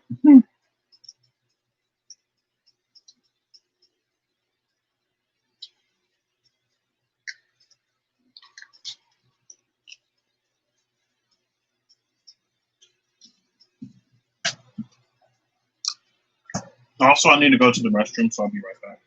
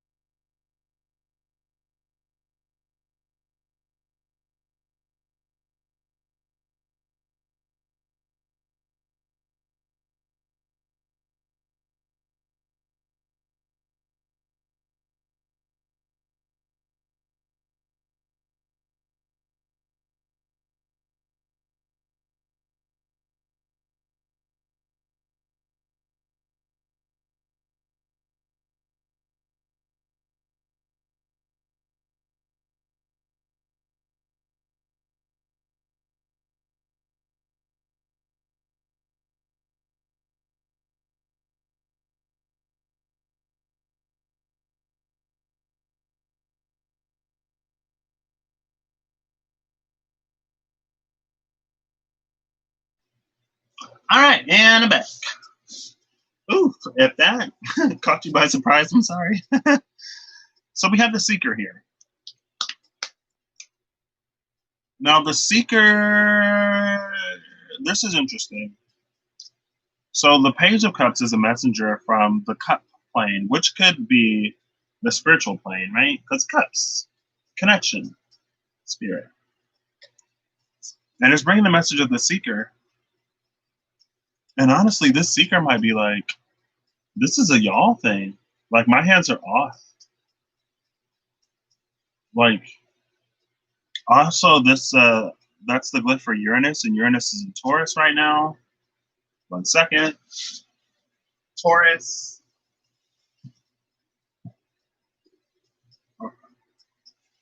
Taurus is a sign associated with Earth and also Venus. Uranus is somehow it's like divine mother energy. And I know Rustling Around was saying that, but I also saw it before then because I think they say that life path, and Mimi told me one time, it's like life path 3 or 4 is associated with Uranus, and Uranus is the energy of the divine mother. And I was like, what? But I guess through Urania, maybe. But anyway, I feel like this is like something that we more so need to tend to ourselves. And any guidance that we need, literally, what does it feel like in your heart? Like, what does your heart tell you? Whenever it comes to issues of, like What is, or is it right or wrong? What does your heart say? What is your heart telling you? That's the direction you move in. So now let's go to 5. This is 5. We have a page. Nope, a queen. Sorry. Sorry. Just disrespected the whole Queen of Cups. You got the Queen of Cups, y'all. I was like, oh, a page. No, that's it. She's like, I'm the queen. Excuse you. And this would be water, which is interesting, right? If this is the fire triangle, then this would be the water triangle. When the apex is pointing up, that's the element of fire. When the apex is pointing down, that's the element of water. You see it's down. It's this downward triangle. And I'm doing it y'all way. And then we got Scorpio and the Queen of Cups, which would be Cancer. So if that's like a hangman or the moon or some kind of just like water energy, hangman. Yeah, hangman is water. That would be interesting. We'd have fire and water. So let me get to this Queen of Cups. I'm getting hungry, y'all. I'm gonna have to shut this down. I don't even know if we really got any food. Oh wait, my mom made chicken noodle soup last night. Queen of Cups by Christy C. Rode. A vessel of intuitive energy and a guardian angel, the Queen of Cups is a prophetic daughter of the ocean and a mother of lost souls. Her inner knowing allows her community to trust her to show up. The Queen of Cups follows the tides and the seagulls. She follows her heart to arrive at gatherings that require light and moments that require joy. After I was just talking about following your heart. So maybe if you chose 1, 2, or 3, they may all be connected, or 2 and 3. And then, yeah, 1, 2, or 3 may be connected, and then 4, 5, and 6 may be connected. Potentially, we'll see. The Queen of Cups is more so a vessel of your own truth. She asks you to reflect on your recent history. Does your practice align with your purpose? Are you holding back? The Queen asks you to unleash your magic. Be free, but be compassionate. Wave your freak flag and reveal that inner truth, as she will hold your hand every step of the way. My Queen of Cups is Miss Columbia, an iconic NYC figure in the queer community for decades. Miss Columbia passed away in 2018. So that was recently. Rest in power, Miss Columbia. Or Columbia. So the Queen of Cups here is talking about our ability and capacity to be a vessel for a lot of things, you know, mostly the higher emotions like love and compassion and light. And I don't necessarily feel this as like allowing someone to drink from our cup, from our vessel type energy, as much as it feels like pouring from that cup and from that vessel, right?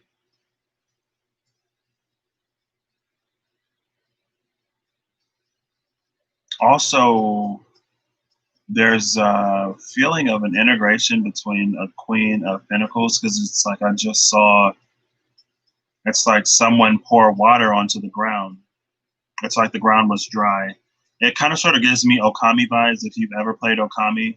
Whenever you clear an area and then the like life just like everything just springs to life and there's this wave of revitalization and stuff like that. But it's like as you pour this water on the ground, then it's like the grass grows, flowers spring up, and it comes to life and it radiates outward as you pour. And so there's an ability to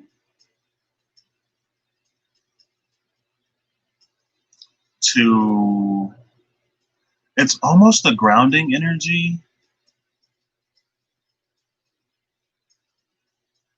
but it's not.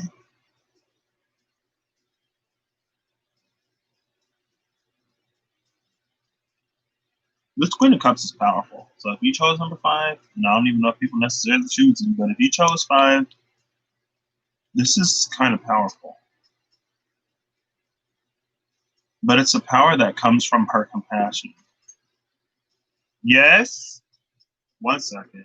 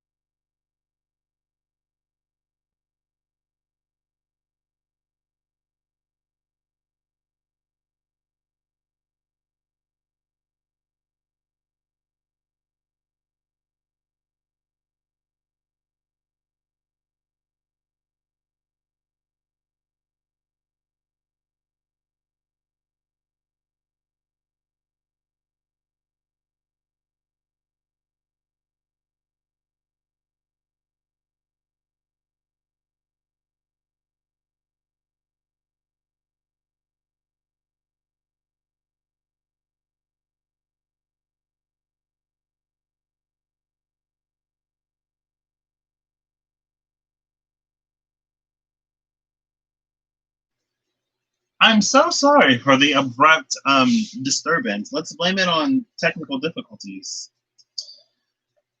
Technically, this is my mother's house, and I do my best to not upset her. Not that it's necessarily, that type of situation, but I am trying for it to be that type of situation. Because first, it's fine. It's fine. Things will flow in the way that they're meant to. Okay, so sorry about that, y'all. The Queen of Cups. So there's something about this Queen of Cups but there's also an element of sort of free expression that this Queen of Cups needs to have. Because it's like it's like as she pours, it's not for her.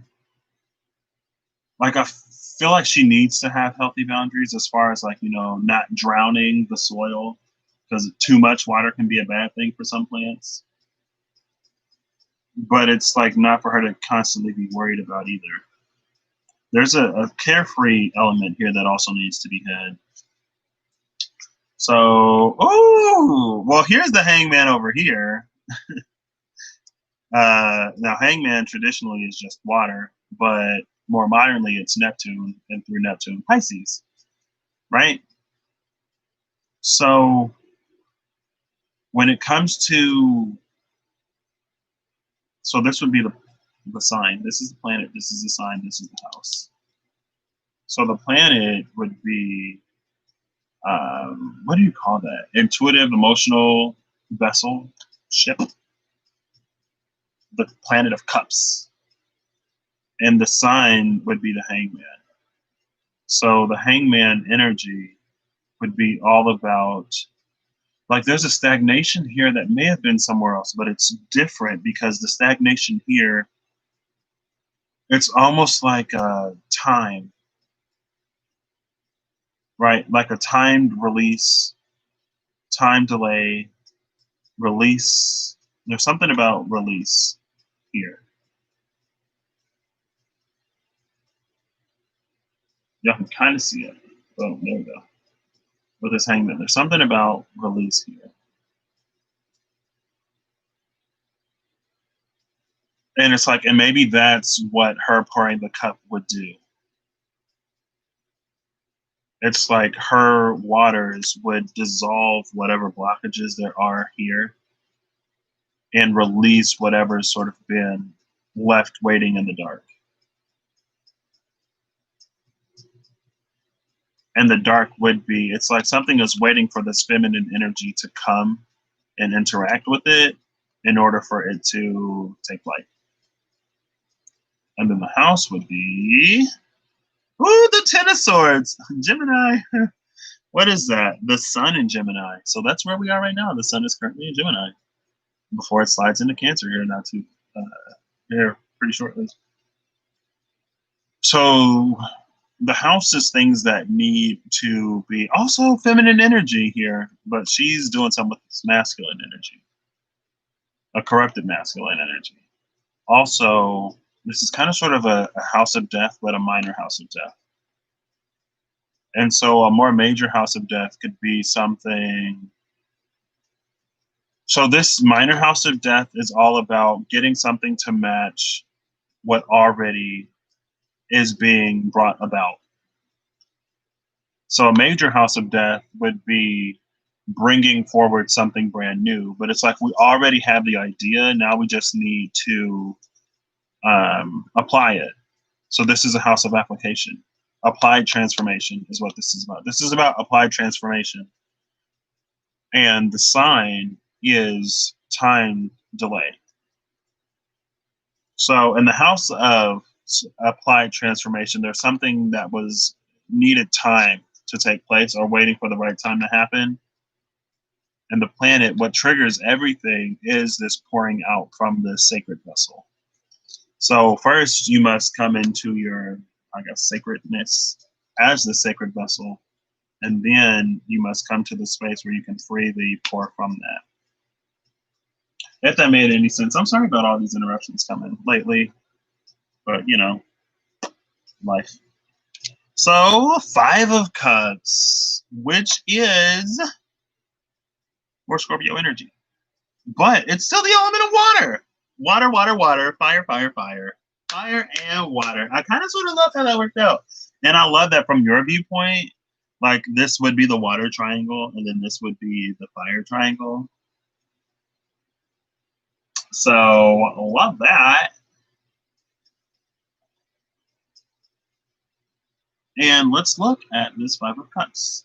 The Five of Cups is some drag queen story hour, is a person who he's modeled after. Five of Cups by Stephen Bright. A beautiful figure appears to be drowning in a sea of his own tears. Nearby cups, sorry. Let me start over. A beautiful figure appears to be drowning in a sea of his own tears. Nearby cups, once full, bob around on the surface, soon to sink into the watery depths. The Five of Cups is a card of loss, most often centering around failed relationships and emotional grief. When this card appears, we can become consumed by things that have not worked out, unable to see a way forward. The anchor tattoo represents those emotions that will only drag him further down. There is also a positive perspective to the Five of Cups. If this young man were only to turn his head, he'd notice the two upright cups behind him, the flowers above, and a faint rainbow lighting the ocean. The two cups represent friendship and the community of kindred spirits who wish to help when others have turned their back. This illustration is based on my friend Jonathan Hamelt, co-founder of Drag Queen Story Hour. Okay, so there's something like tragic and beautiful in this Five of Cups, right? Honestly, it's something that there's something beautiful in this Five of Cups that we're not seeing because of our perspective or because of the things that we're choosing to focus on. And it's interesting that it said that these Five Cups used to be, I'll hold it up right, I'll hold it closer to the camera. It said that these Five Cups used to be full and then they were empty, but now they're filling with his tears. And once they fill with his tears, they'll sink to the bottom because they're too heavy to float, right? Oh, wow. Hey, there's another one. Oh, the Four of Swords. The Four of Swords is all about recuperation after the Three of Swords heartbreak. So it's like they say time heals all wounds, but we're not allowing these wounds to heal because we keep revisiting a certain situation and getting them to sort of reopen. We're reopening wounds that need to be healed somehow. And that's why, like, I guess that's one of the caveats to saying time heals all wounds that people don't necessarily see. Because, like, you know, just how a wound heals, if you keep picking at it, if you keep opening the wound, it'll never heal. So you have to give it time, right? Just like you got to give it space in order for it to heal. It's the same thing. We got another card by Moomy Swan. So shout out to Moomy for being the first person to pop up twice. Four of Swords is, keywords, time to rest, take a break, rest your mind, clear your head, and recharge. The Four of Swords is a card of rest and recuperation. It especially addresses the need to take time to review what happened after experiencing mental strife or verbal abuse. Sleep and rest are vital for physical health and mental well-being. I chose to set this card in a natural environment with the non-judgmental companionship of a dog because these are things I seek out when I feel burnt out and emotionally exhausted. We live in a culture that values excessive work, lofty achievements, and ableist rhetoric, and sometimes it is necessary to reconnect with your body and your needs away from the opinions of others. So, fair. fair point, fair points, I guess. I kind of sort of love this opposing or standing opposite this energy up here. Because this energy up here is similar, but I feel like it's a lot less severe than down here. Because this may be more so like personal disappointments, or after you've reached a certain space thinking that you were beyond certain lessons but encountering them again. And because you've encountered them again, maybe after you thought you were done with it, it brings you especially to this interesting place with the Five of Cups. Also, maybe you didn't give yourself the time that you needed fully to recuperate, or something in this situation is highlighting some things from the past that you were still carrying that you may not necessarily have realized. But again, it's not for you to refill these cups with your tears. It's to see the two that you still have, the beautiful flowers and everything else that is still available to you. Also, with that anchor tattoo, it's like there's some emotional pain that we've been through that has integrated itself into us in a way that we can't really wipe it off or walk away from, right? Like he will forever have that anchor tattoo, more or less. 67. Oof. 67 is a 13. That may be relevant for you. This is a 549. I love that. So yeah, these would be the planets. Let's see what and this is just like, this was very hastily done. 549. I love that. And then here's another 9. This is not a great 9 though. I feel like this 9 of Pentacles is on a not great foundation. And it's like, a house of feathers is more, it's easier to fall apart than a house of cards.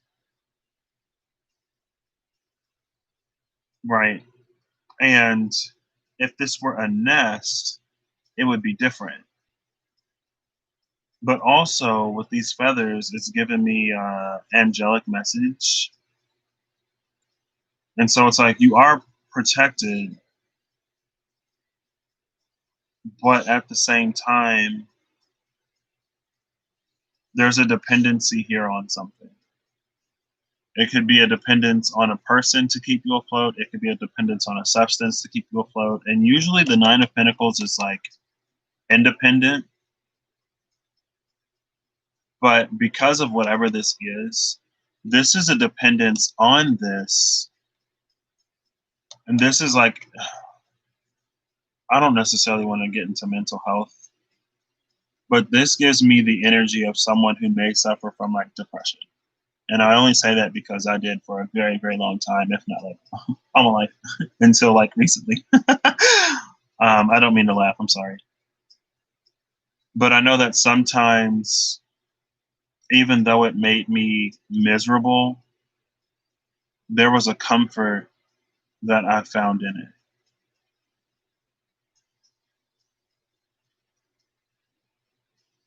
And it's like, there's almost this energy of like, whenever you're striving for something better, whenever you're striving for more, whenever you're actively trying to get over something,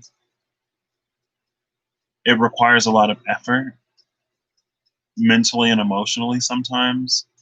And so it's easier to just like give in to all of the negative thoughts and all of the things that keep you sad. And not only is it easy to give into it, but then it's also easy to find more sad logs to fuel the sad fire to keep the pity party going, right?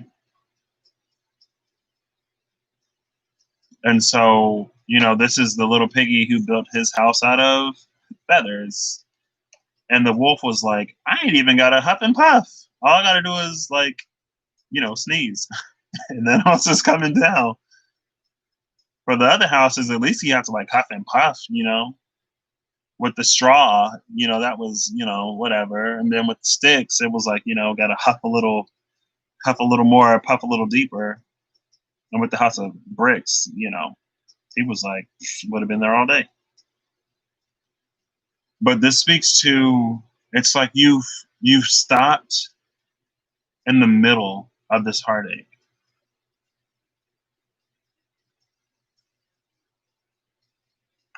And in the area of like, so this would be like, if this is the planet, this planet would be like at fall, or this planet would not like to be in this sign, because it's like this sign is supposed to give you like a good solid foundation within yourself. This is supposed to give you like lots of self-worth, independence, and stuff like that. But now here comes this planet that's like really mopey, and these energies don't like to be together. And so like not only is this planet in this sign that it doesn't like, it's probably retrograde at the same time. And that retrograde is this upcoming urge to get you to address the thing in the past that has you here in the first place. Now the house would be the Eight of Cups. Perfect. Exactly. So it's in a house that it likes to be in, but the sign it doesn't. Because the Eight of Cups is all about walking away from this and leaving this in the past to pursue something more. And maybe there isn't a something, either one case is like there's not a something more yet, and because you don't have a something more, it's keeping you stuck here. Or the something more, you don't feel quite up to par. You don't feel like you deserve it. You don't feel worthy. Either line of thinking is incorrect. And either way, you need to, have some movement somewhere. So I'm going to get this I Ching. I'm only going to do one as like 2 cards to wrap, I guess, everything up. So, oof, man, I'd be like, yeah, this is a little like these like cards don't really, matter or whatever. These cards are just here as like more or less placeholder, but, turn into the whole reading. 3 hours late though, and I'm still reading them, right?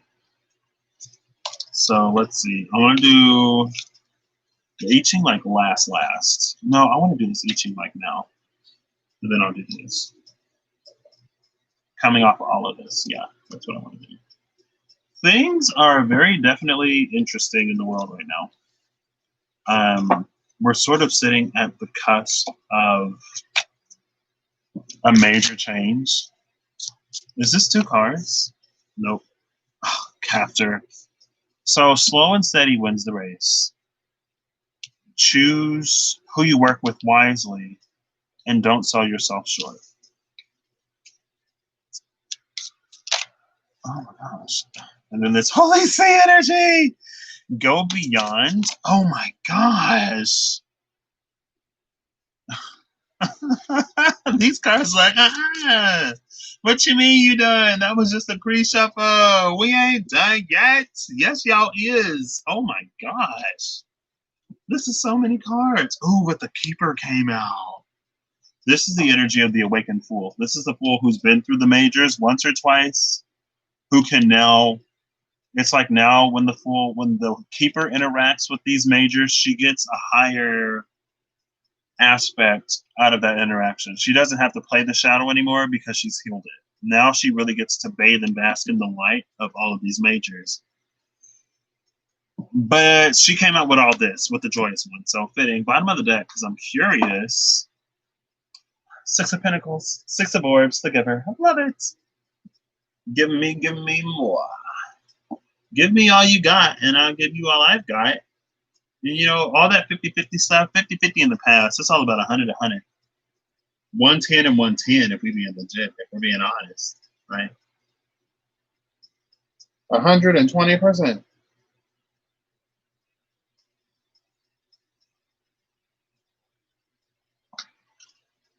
Okay, so with the Hierophant in this deck, it's all about going above and beyond what you were told was possible, beyond what someone else permits you to know and what someone else restricts you from knowing, beyond someone else's system and fighting for yourself, going beyond. Well, actually, with these 2, this is the Golden Shield, which is the Queen of Wands energy. This is the Conservator, the 4 of Orbs, which is the 4 of Pentacles energy. And the Conservator is a protector. The shields are protectors. So something about this is protecting your interests. Because there's almost like whatever this system is, it would restrict. It's like this system stands against whatever it is you desire. And it's not like, you want something that you shouldn't want, and it's a good thing to not go after this. It's like something in this system restricts you in a way that would limit your capabilities. And so this is about you vehemently, is the word that popped into my mind. So really doing it. Standing your ground and not allowing your heart's desires to be, it's like not giving them up anymore. I mean, this is self-love, honestly. You loving yourself enough to go after what you really want and not allowing old foundations that no longer stand to prevent you from doing that. I got the power just popped into my mind. I got the power. My dad would play songs like that all the time. My father, my biological father, and my biological mother are very similar in that it seems that they will get one CD and play that one CD for years. Years, literally years. Every time you get in the car, the same songs. But then did I not just talk about I only listen to like the same 3 songs when I do listen to music? So, who am I to talk, I guess? I am their child. So with this keeper, we have the Ten of Cups, Joyous One, Mars, and Pisces. Oh my gosh. Oh, this is a lot of cups. He is coming back for all the cups, Andy. He want 'em all. He want 'em all. Ooh. With the Empress. And she wants them now. Ooh, okay, well, here we go. Here we go. I don't know why I laid it out like this. Can y'all see him? Kinda. Yeah, more or less. So I have the 10 of Cups. The 8 of Cups is missing. 7, 8, 9. So hey, maybe the 8 of Cups is in the belly of the 7. So we have the 10 of Cups, the 10 of Chalices, the Joyous One, the 9 of Chalices, the Wish Granted, the 7 of Chalices, the Corruptor, the Empress, then the Shining Winds, Knight of Swords, the Sharpshooter, 8 of Scepters, and the in Judgment, the Apocalypse. The Sharpshooter is actually pointing at this Knight of Swords, but she's targeting his wings. So she's trying to ground him. Something is too fast. It's like there's an idea, there's a thought that's too fleeting. So with this Empress and this Keeper, coming off of all of that, so what lies beyond the gates? This Empress energy. But this is all about not allowing the past to keep you from claiming your heart's truest desires and gaining this fulfillment beyond fulfillment. This is victory over the ego. Something in the ego needs to subside in order for you to do this. Because the 7 of Chalices, every cup in this deck is bad. They all represent the 7 deadly sins. So it's like different egoic traps that, in the buffet of things that the ego would want. And so now it's almost like we're bringing 2 new cups to the table. And pick a number between 1 and 9. And I'm going to do this. So actually pick 2 numbers between 1 and 9. And give me one moment while I pull up this. Actually, I know all the glyphs, so I'll just go to the teaching part. So I hope you have 2 numbers between 1 and 9, because I'm going to use those numbers to see what may not, I guess the planet. So I'll give you a planet and an element, and you can look in your chart to see if that'll help you in any way. But the intention, or just the energy of the planet, the intention is these will be 2 things that you're not fully seeing right now. And the other 7 would be the 7 cups that aren't it. So pick your number between your 2 numbers between 1 and 9. And then give me a second to find this, so I can just read all of these off without having to look it up. Well, I guess it's not going to work that way, so that's fine. Excuse me. Excuse me. I think it's 1, 2, 3, 4, 5, 6, 7, 8, 9. Yes. So if you chose number 1, look at the south node or the element of. Hold up! Oh, wait, I can do this. I'm sorry, y'all. Forgive me, forgive me. So these elements are Bagua elements. So, some of them may be a little less what you're used to. But if you chose number 1, the planet is the south node, and the element is that of wind. If you chose number 2, the planet is Mars, and the element is fire. If you chose number 3, the planet is the moon, and the element is Earth. If you chose number 4, the planet is Venus, and the element is lake, Lake, lake. If you chose number 5, the planet is the north node, and the element is heaven. If you chose number 6, the planet is Mercury, and the element is water. If you chose number 7, the planet is Saturn, and the element is mountain. If you chose number 8, the planet is Jupiter, and the element is thunder. And if you chose number 9, the planet is the sun, and it is the power cross. So I didn't even pick myself, but there you go. And maybe that's a fun little cutesy little thing, maybe to give you maybe 2 things that you're not seeing with the 7 of Cups that can point you in this 10 of Cups direction, with the element of water being on the cup. Mercury and Cancer, but this is Mars and Pisces. Mars and Pisces, I'm not, every time I see that, I'm like, ain't nobody talk. Ooh, never mind, I ain't gonna go there. Mars and Pisces is the whole gosh darn 10 of Cups. Mars and Pisces gives us the drive to actually see all of our dreams come to reality. Mars and Pisces ain't just lost in the mist. Hello? That's the drive to make dreams a reality. And we're going to wait until Mars go all the way into Aries to be like, oh, well, now that Mars is in Aries, everybody try to do something. Like Mars in Aries is doing stuff just to do something. Mars in Aries is bored. So it's literally out there like, oh, I don't want to go home. I just want to keep fighting. And it's like Mars, like the fight was over 15 years ago. What are you doing? Stuck in the past.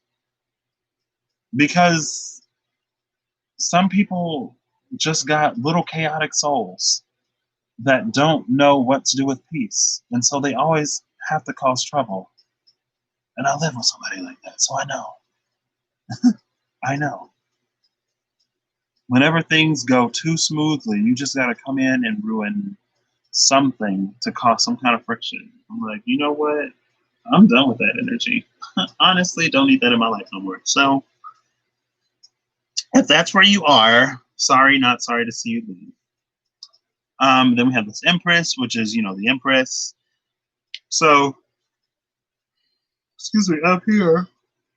So it's like we have these, I feel like this 8 of Wands and this, with the 8 of Wands trying to ground this Pegasus, not only is she trying to maybe shoot off his mask to know the truth, but also it's trying to slow it down long enough for this thought to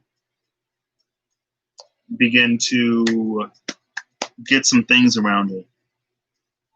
Because with this apocalypse, it's like we know that things aren't working. Is this all the fixed signs again? Or do we just have Leo down there? I guess this is fire energy. You see the glyph for fire up there. And then Sagittarius and Gemini. Then this is Scorpio, Pisces, Pisces. And this is Venus. What number was Venus? 1, 2, 3, 4, 4. Venus was number 4, which is interesting. And Mars was number 2. But yeah, this is all, I feel like there's some, and it goes back to this corruptor. It's like there's a thought that maybe you're not giving enough time. It's like you have this one good thought, and then you immediately think of 15,000 different ways it can go wrong.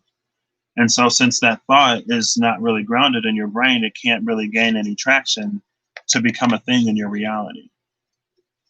because you're not giving it, oh my gosh, much of a ground to stand on.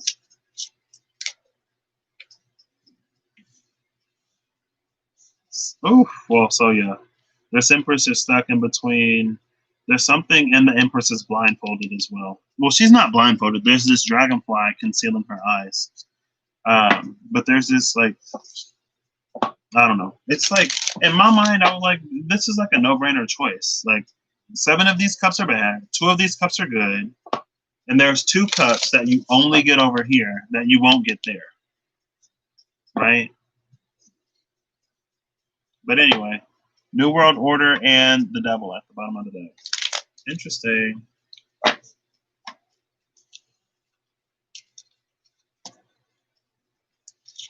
Ooh, 2 of Cups. I can't wait until I move, y'all. I need to tap into the energy, frequency, and vibration of that because I'm excited. And it doesn't have to come with all of the stipulations and regulations that I put on it. It could literally happen tomorrow. It could literally happen 2 seconds from now. Somebody like, hey, you want to move in? I'm like, yes, I am ready. Also, my friend who I went on the retreat with, and I talked about that on my Legacy channel. I talked to him the other day. During the pandemic, his girlfriend was with him, but now that it's summertime, she's going back to campus. And so he was like, hey, like, you want to come visit? I was like, you just got rid of 1 guest. You trying to invite another? And he was like, well, I wasn't talking about right now. I'm like, dude, and last time I was there, you was on some foolishness.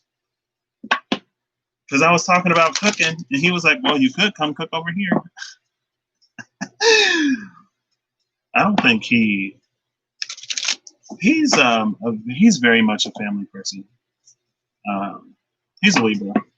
I don't know if he does space too well, so.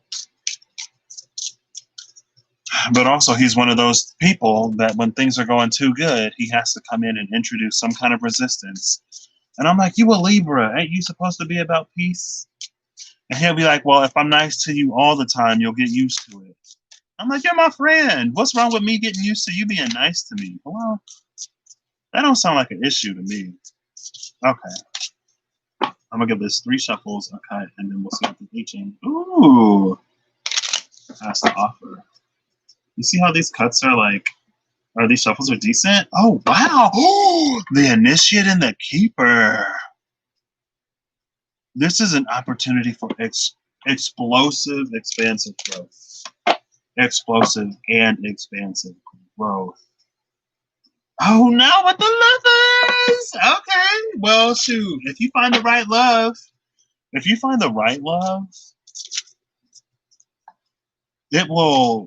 do that to you. It'll do it. So, all right, 2 cards. Oh, what was that? Oh, well. Let's see how many cards I got down here. The Wheel of Fortune. I'll take these 2 to clarify. Give me 1 more card for the I Ching. Wheel of Fortune will be, there it is. Oh, come on. Bottom of the deck is the Eminence, 9 of Pentacles.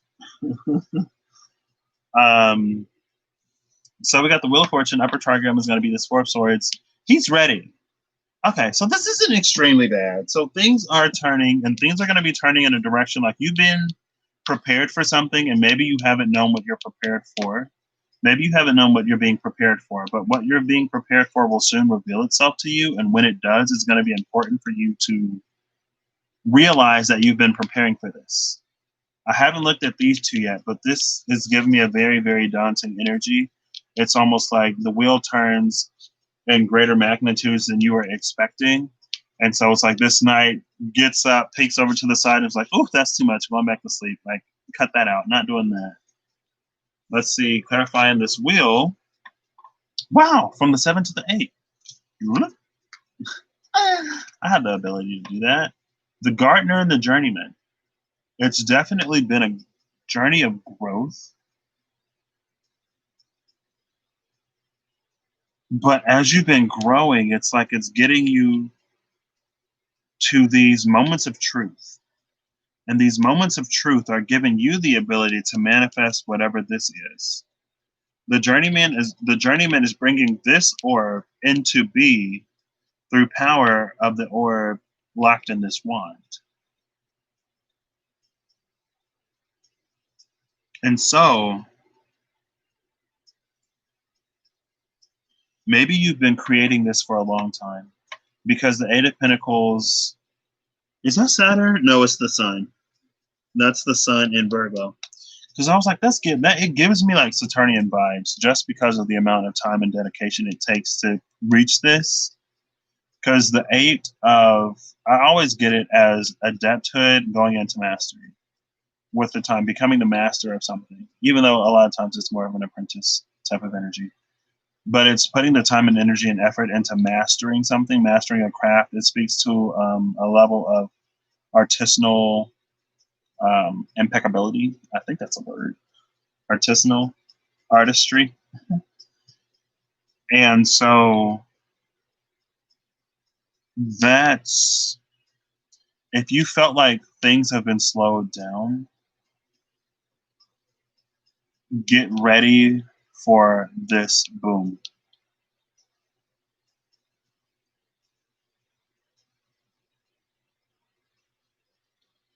And so there's actually an eagerness over here. I don't think this person will pass up on all of what this is, because this is like literally what you've been like, so much time and energy and effort has gone into this. Like I said, it's what you've been preparing for. So why wouldn't you claim it? Hello? Now, some people won't claim it, so I guess I shouldn't say it like that. So let's see. This is going to be Lake over Wind. So Lake over Wind is Great Force. Is this number 28? Number 28, Great Force. Hey. 28 is one of my favorite numbers. I love sevens. So I feel like 21 should technically be my favorite number, but it's 28. And I only say 21 should technically be my favorite number because it's a multiple of 7 and it's also a 3 and it's 7 times 3. So, I mean, I guess that's what a multiple of, 7 is. But it's a multiple of 3 that breaks down to a 3. 3 and 7 aren't like, 3, 7, 21, and 28, even though 28 is like my favorite. The one thing I don't like about 28 is that it reduces to a 1. But that's just an aversion that I have to the number 1. Apparently, and I guess also the reason why I never choose it. So it's time to address that internally. This is Shiho, I think. Shiho? I don't know. Biting through crack. Oh, I'm on 21. I stopped on 21. I'm like, wait, what? Biting through cracking seeds. What is that about? I stopped on 21. So 28 is undertaking the great tipping point. What? Undertaking the great. Oh, okay, it's separate. Undertaking the great tipping point and excessive force. This is Dagwa. Dagwa. Gua? Gua. Gua. Dagwa. You are the sage who stands independent and fierce, without fear, renouncing the world you knew. It is a tipping point. You are reaching critical mass, embarking on a great endeavor. You may need to use excessive personal force. You are on a path of transformation. To facilitate that transformation, excessive force may be necessary. Though by the laws of nature, there are consequences to the use of excessive force. It is a turning point in your life. A dried poplar yields one final blossom, its last great act before the poplar withers. Hey Siri, what is the meaning of poplar? A tall, fast-growing tree of North Temperate regions. No, I Widely mean grown. like metaphysical meaning of poplar. I'm gonna look this up real quick. Because just like different flowers have different meanings and different crystals, so too do different trees. Popular spiritual meaning. Let's see. Because I'm curious. According to the Celtic code of symbolic trees, oh, maybe linked to the Druids, potentially. Celtic. I think I got Celtic in my DNA. I think I want to look it up though, because that's around Ireland, right? I got Irish in me. Fun fact: Irish and Cherokee. I got a few tribes in me. The only two that I know for sure is like Cherokee a long time ago, like great grand uncle was 3/4 Cherokee, 1/4 Irish on my mother's side. So that's a long time ago, Cherokee. But there's also some Choctaw more recently on my mother's side also.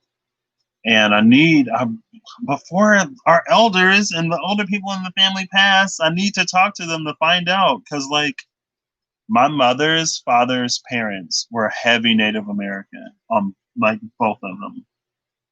And my grandpa passed, and my grandma passed when I was still a kid. And so I never asked them. And I want to know, like, what tribes. But I believe it was Choctaw. Anyway, it don't matter. I mean, it's not necessarily relevant to this.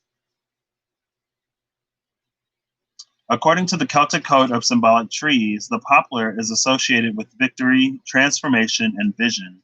These symbols come from the ancient Celtic alphabet called the Ogham, according to the What's Your Sign website. Okay, so let's see what else we got. When you need something quick, poplar spirit can support that.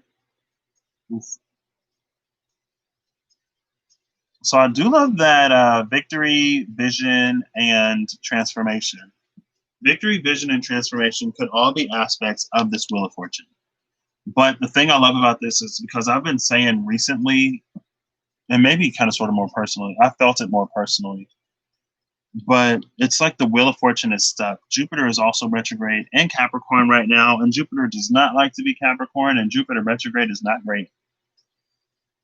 So it's like we need to push the wheel ourselves. And so while it's almost like we've been the flower, we've been the seed tended to by the universe.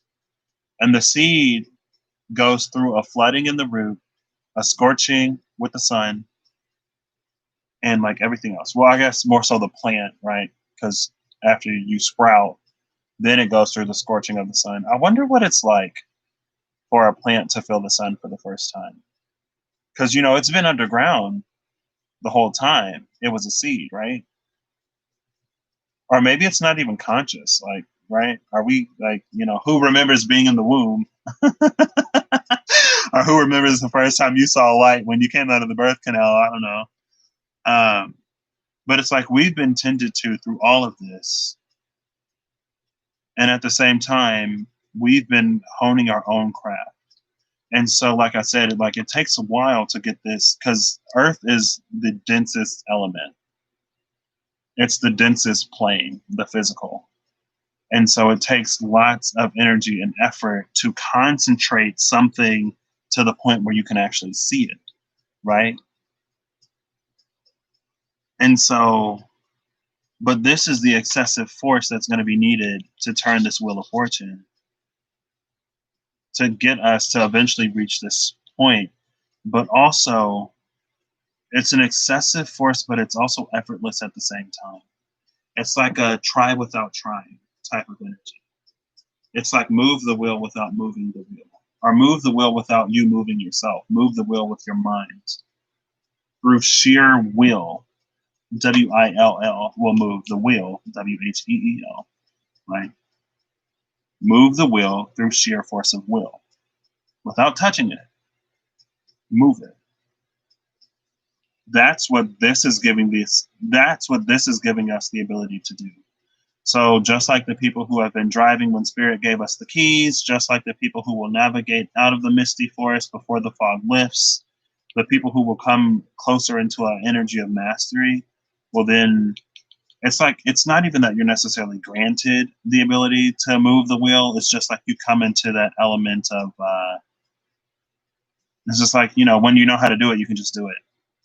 right? And it almost becomes, in some ways, some movings of this wheel becomes more effortless than others, kind of like breathing. And that's what that is. And then love it that the Nine of Pentacles is at the bottom of the deck because ooh, and then there's a messenger. What's your, oh, the Page of Pentacles, Nine of Pentacles, lots of earth, lots and lots and lots of earth. I love it. I love it. But some of that can only be reached through shadow work. Because some of those spaces the shadow cannot exist in as a shadow. So it'll more so like orbit around those spaces, but it'll never permit you entry because the shadow can't exist as a shadow in those spaces. And so it won't allow you into those spaces. Okay. All right. Oof, that's a lot. So, you'll find it in your own time if it's meant for you. And again, it's not even necessarily if it's meant for you or if it isn't meant for you. It's if you'll put in the work and the time and energy and effort required. If you'll take the lessons that the universe has given you to grow you, learn from them, and then do something with them rather than just, doing a whole woe is me type of thing. That was quick. So we're going to have Eight of Cups. I had the 10, the 9, and the 7. And I was like, oh, we just saw the 8. Well, here's the 8. You got to walk away from stuff. And a lot of people won't walk away. And this is actual distance. At the 8 of Cups, you are leaving everything that you know. You only have 8 cups at the 8 of Cups, and he's walking away from every single one, right? This isn't like the 5 of Cups where, you still got 2 cups up, right? So you can mourn the 3. Everything getting left, all 8 cups, to pursue an illusion, what some people may call, to pursue a feeling. Listen to your intuition. Bottom of the deck is the malaise. We go from the 8 of Cups to the 9 of Wands, the 8 into the 9. And so if you've been 8 of Cups in for a while, it's like, don't give up heart, don't lose hope. 2 of Cups is right there behind it. So, but some people will actively fight that 2 of Cups. Again, because there are some spaces that the shadow cannot exist in as a shadow. And so if you're manifesting anything, understand that it has an inherent shadow quality to it because that's the only way your shadow will accept it, right? And that's why some of that work and healing is important because it will get you from claiming what it is that you've truly been manifesting and desiring. I'll move on to this one next, final message, and then I will shut this down. It's been 2.5 hours. I'll be going so long. I do want to have shorter videos, more bite-sized content. Like that's where the daily bites first started. What is this? Oh, the Queen of Wands. Okay. The Queen of Wands is a magical mother effer in the Vice Versa tarot. I love her in the Vice Versa. Love her.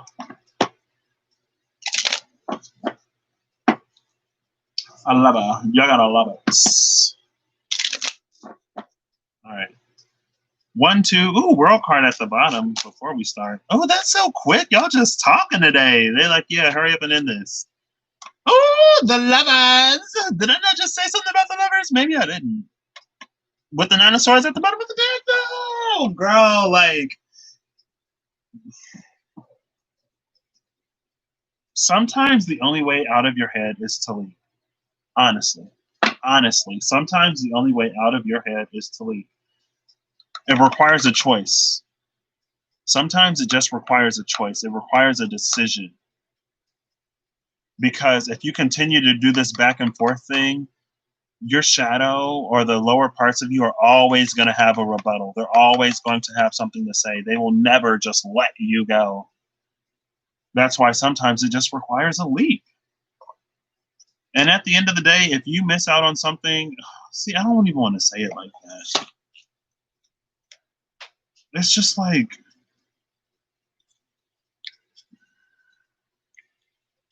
I don't know. It's not frustrating. It's disheartening more than anything. Oh my gosh. Who is this? The Seeker. I turn these on the side. I'm like, wait, is that gold I see? Because these have gilded edges. Yeah, you can see it. The shine. I was like, wait, is that a hint of gold I see? So you thinking something in the hole? You in the wrong deck, baby. What is you looking for? Ooh, Ace of Pentacles right there. I love that. What is you looking for over there? You in the wrong deck. The deck already in the box. Now you in the wrong box. Now that this portal, now that this gateway's then closed, you're gonna have to wait until the next one. Open back up. It's like you had the ticket the first time. You were literally all packed, all ready to go, standing right in front of the train with your boarding ticket, but just refused to get on. And you know, we got 99 other passengers, so we can't hold up for you, especially when you are like literally right there. I just saw the Wheel of Fortune. Man, that tower is not going nowhere, is it? There's the Chariot. Let's see if the Chariot will overtake the tower. Oh, it did. Okay. Well, let's see if the Chariot will get beat by the Eight of Swords. No, please, no. Oh, it did. Man, we saw the Chariot for a second. Chariot finally beat the tower. I've been seeing the tower and the Chariot together a lot. But I'm a Tower Chariot. Those are my cards. Those are my birth cards. So, final message from the Wild Unknown Tarot. Oh, I just saw the World card. Just saw the Devil card. Nine of Wands. Oh, I just saw. Oh, the Lovers and the Six of Cups. Okay, all right. Final card. Final card. Final message. 2 cards. Okay, and I'll pull randomly. I'll do it this way. I'll pull first. I'll do these. And this will be quick. Okay, star work, yes! With Temperance and oops, the 9 of Swords. So flanking this star energy, this is a light in the dark. We have to change the way we view things. Change what we think is possible. Because when you wish upon a star,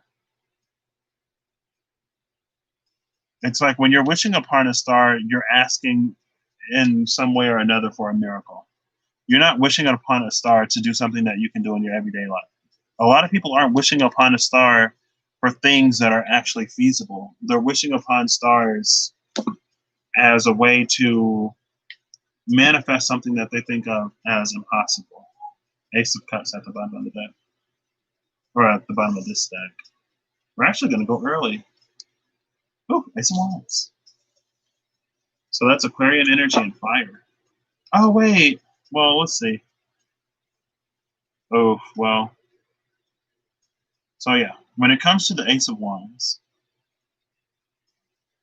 I love how in some decks they depict wands as like tree branches, right? And so there's this inherently earthy element to this Ace of Wands, or to wands in general. And this ace is, you can see it's budding. Even though it's not planted, it's budding. It's rooted in the light. Here we have a flower wilting in the dark, and we have this Ace of Cups here. Someone is drowning their sorrows, maybe in a beverage, or 2 or 3. Ooh, I don't know why. Was that Justice? Oh, crap. Well, there's the Lovers and the 3 of Cups. I thought I saw the Tales of Justice, but maybe not. I want one more card to crown this, please. 2 of Wands. Decisions. The Moon card at the bottom of the deck. Love it. You know, it's like this journey is so exclusive. Not everyone is on it, and everyone wants to be on it, so everyone's going to say that they're on it, but they're not actually on it. You're not special enough to be on this journey, and there's nothing special about the journey. It's just that some people don't do it. Some people choose to continue to make these wishes instead of doing what is within their power to make them come true. And this is a beautiful energy because a lot of times it brings light and hope into spaces that are devoid of light and hope. But as long as hopes continue to be hopes, they will always be hopes. Tomorrow never comes. What can we do today to get closer to tomorrow? And in this deck, these two wands run parallel to each other. You see that, baby? So they never actually touch. These two energies will never occupy the same space, but they will always run parallel to each other.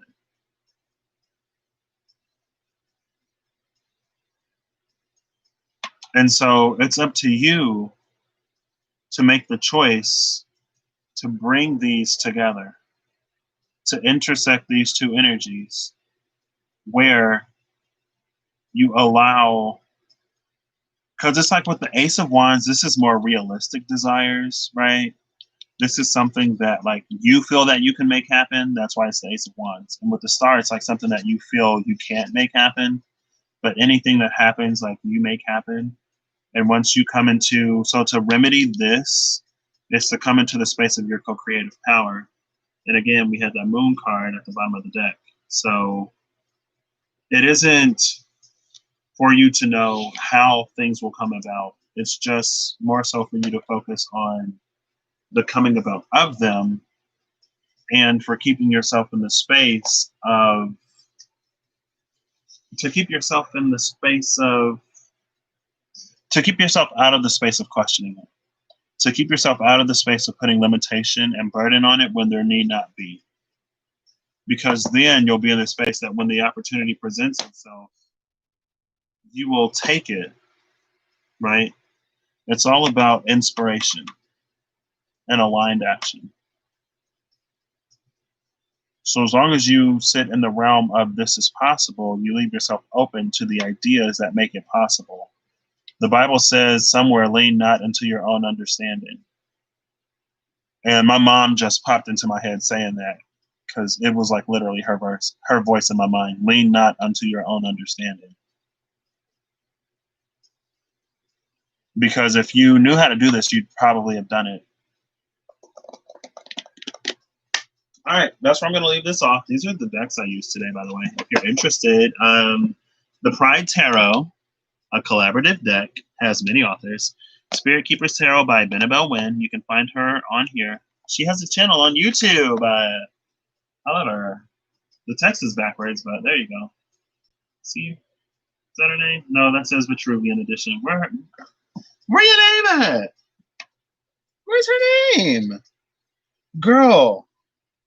Benabel. Where's your name? Did she not put her name on the Benabel Wynn? How you not put your name on here, girl? I'll be showing the tops of these thinking that they have authors and everything. Is it on? It got to be on the bottom of the deck, yeah, maybe.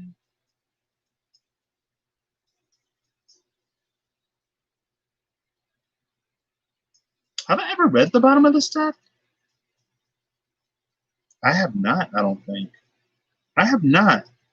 So her name actually isn't on the box anywhere, I don't think, unless I'm just completely overlooking it.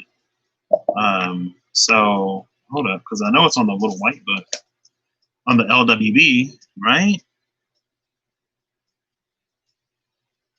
Copyright 2019, Benabel Wynn. So there's her name. She's on the copyright. Oh, that all the way up there. If y'all can even see that. I'm like, girl, where's your name? Where's your name? And the Wild Unknown Tarot by Ken Kranz. So there you go. I hope you have whatever day you want to have, whatever evening you want to have, whatever time you want to have. I hope you have it, and I hope you act in alignment to get it. Because if you don't go complaining to nobody else, because at the end of the day, you didn't do whatever you needed to do. Like, we are all granted the same access to cosmic opportunity. Now, when it comes to the physical plane, to this earthly world, we may be at certain disadvantages because of unequal access down here, but cosmically, we all got the same access. So,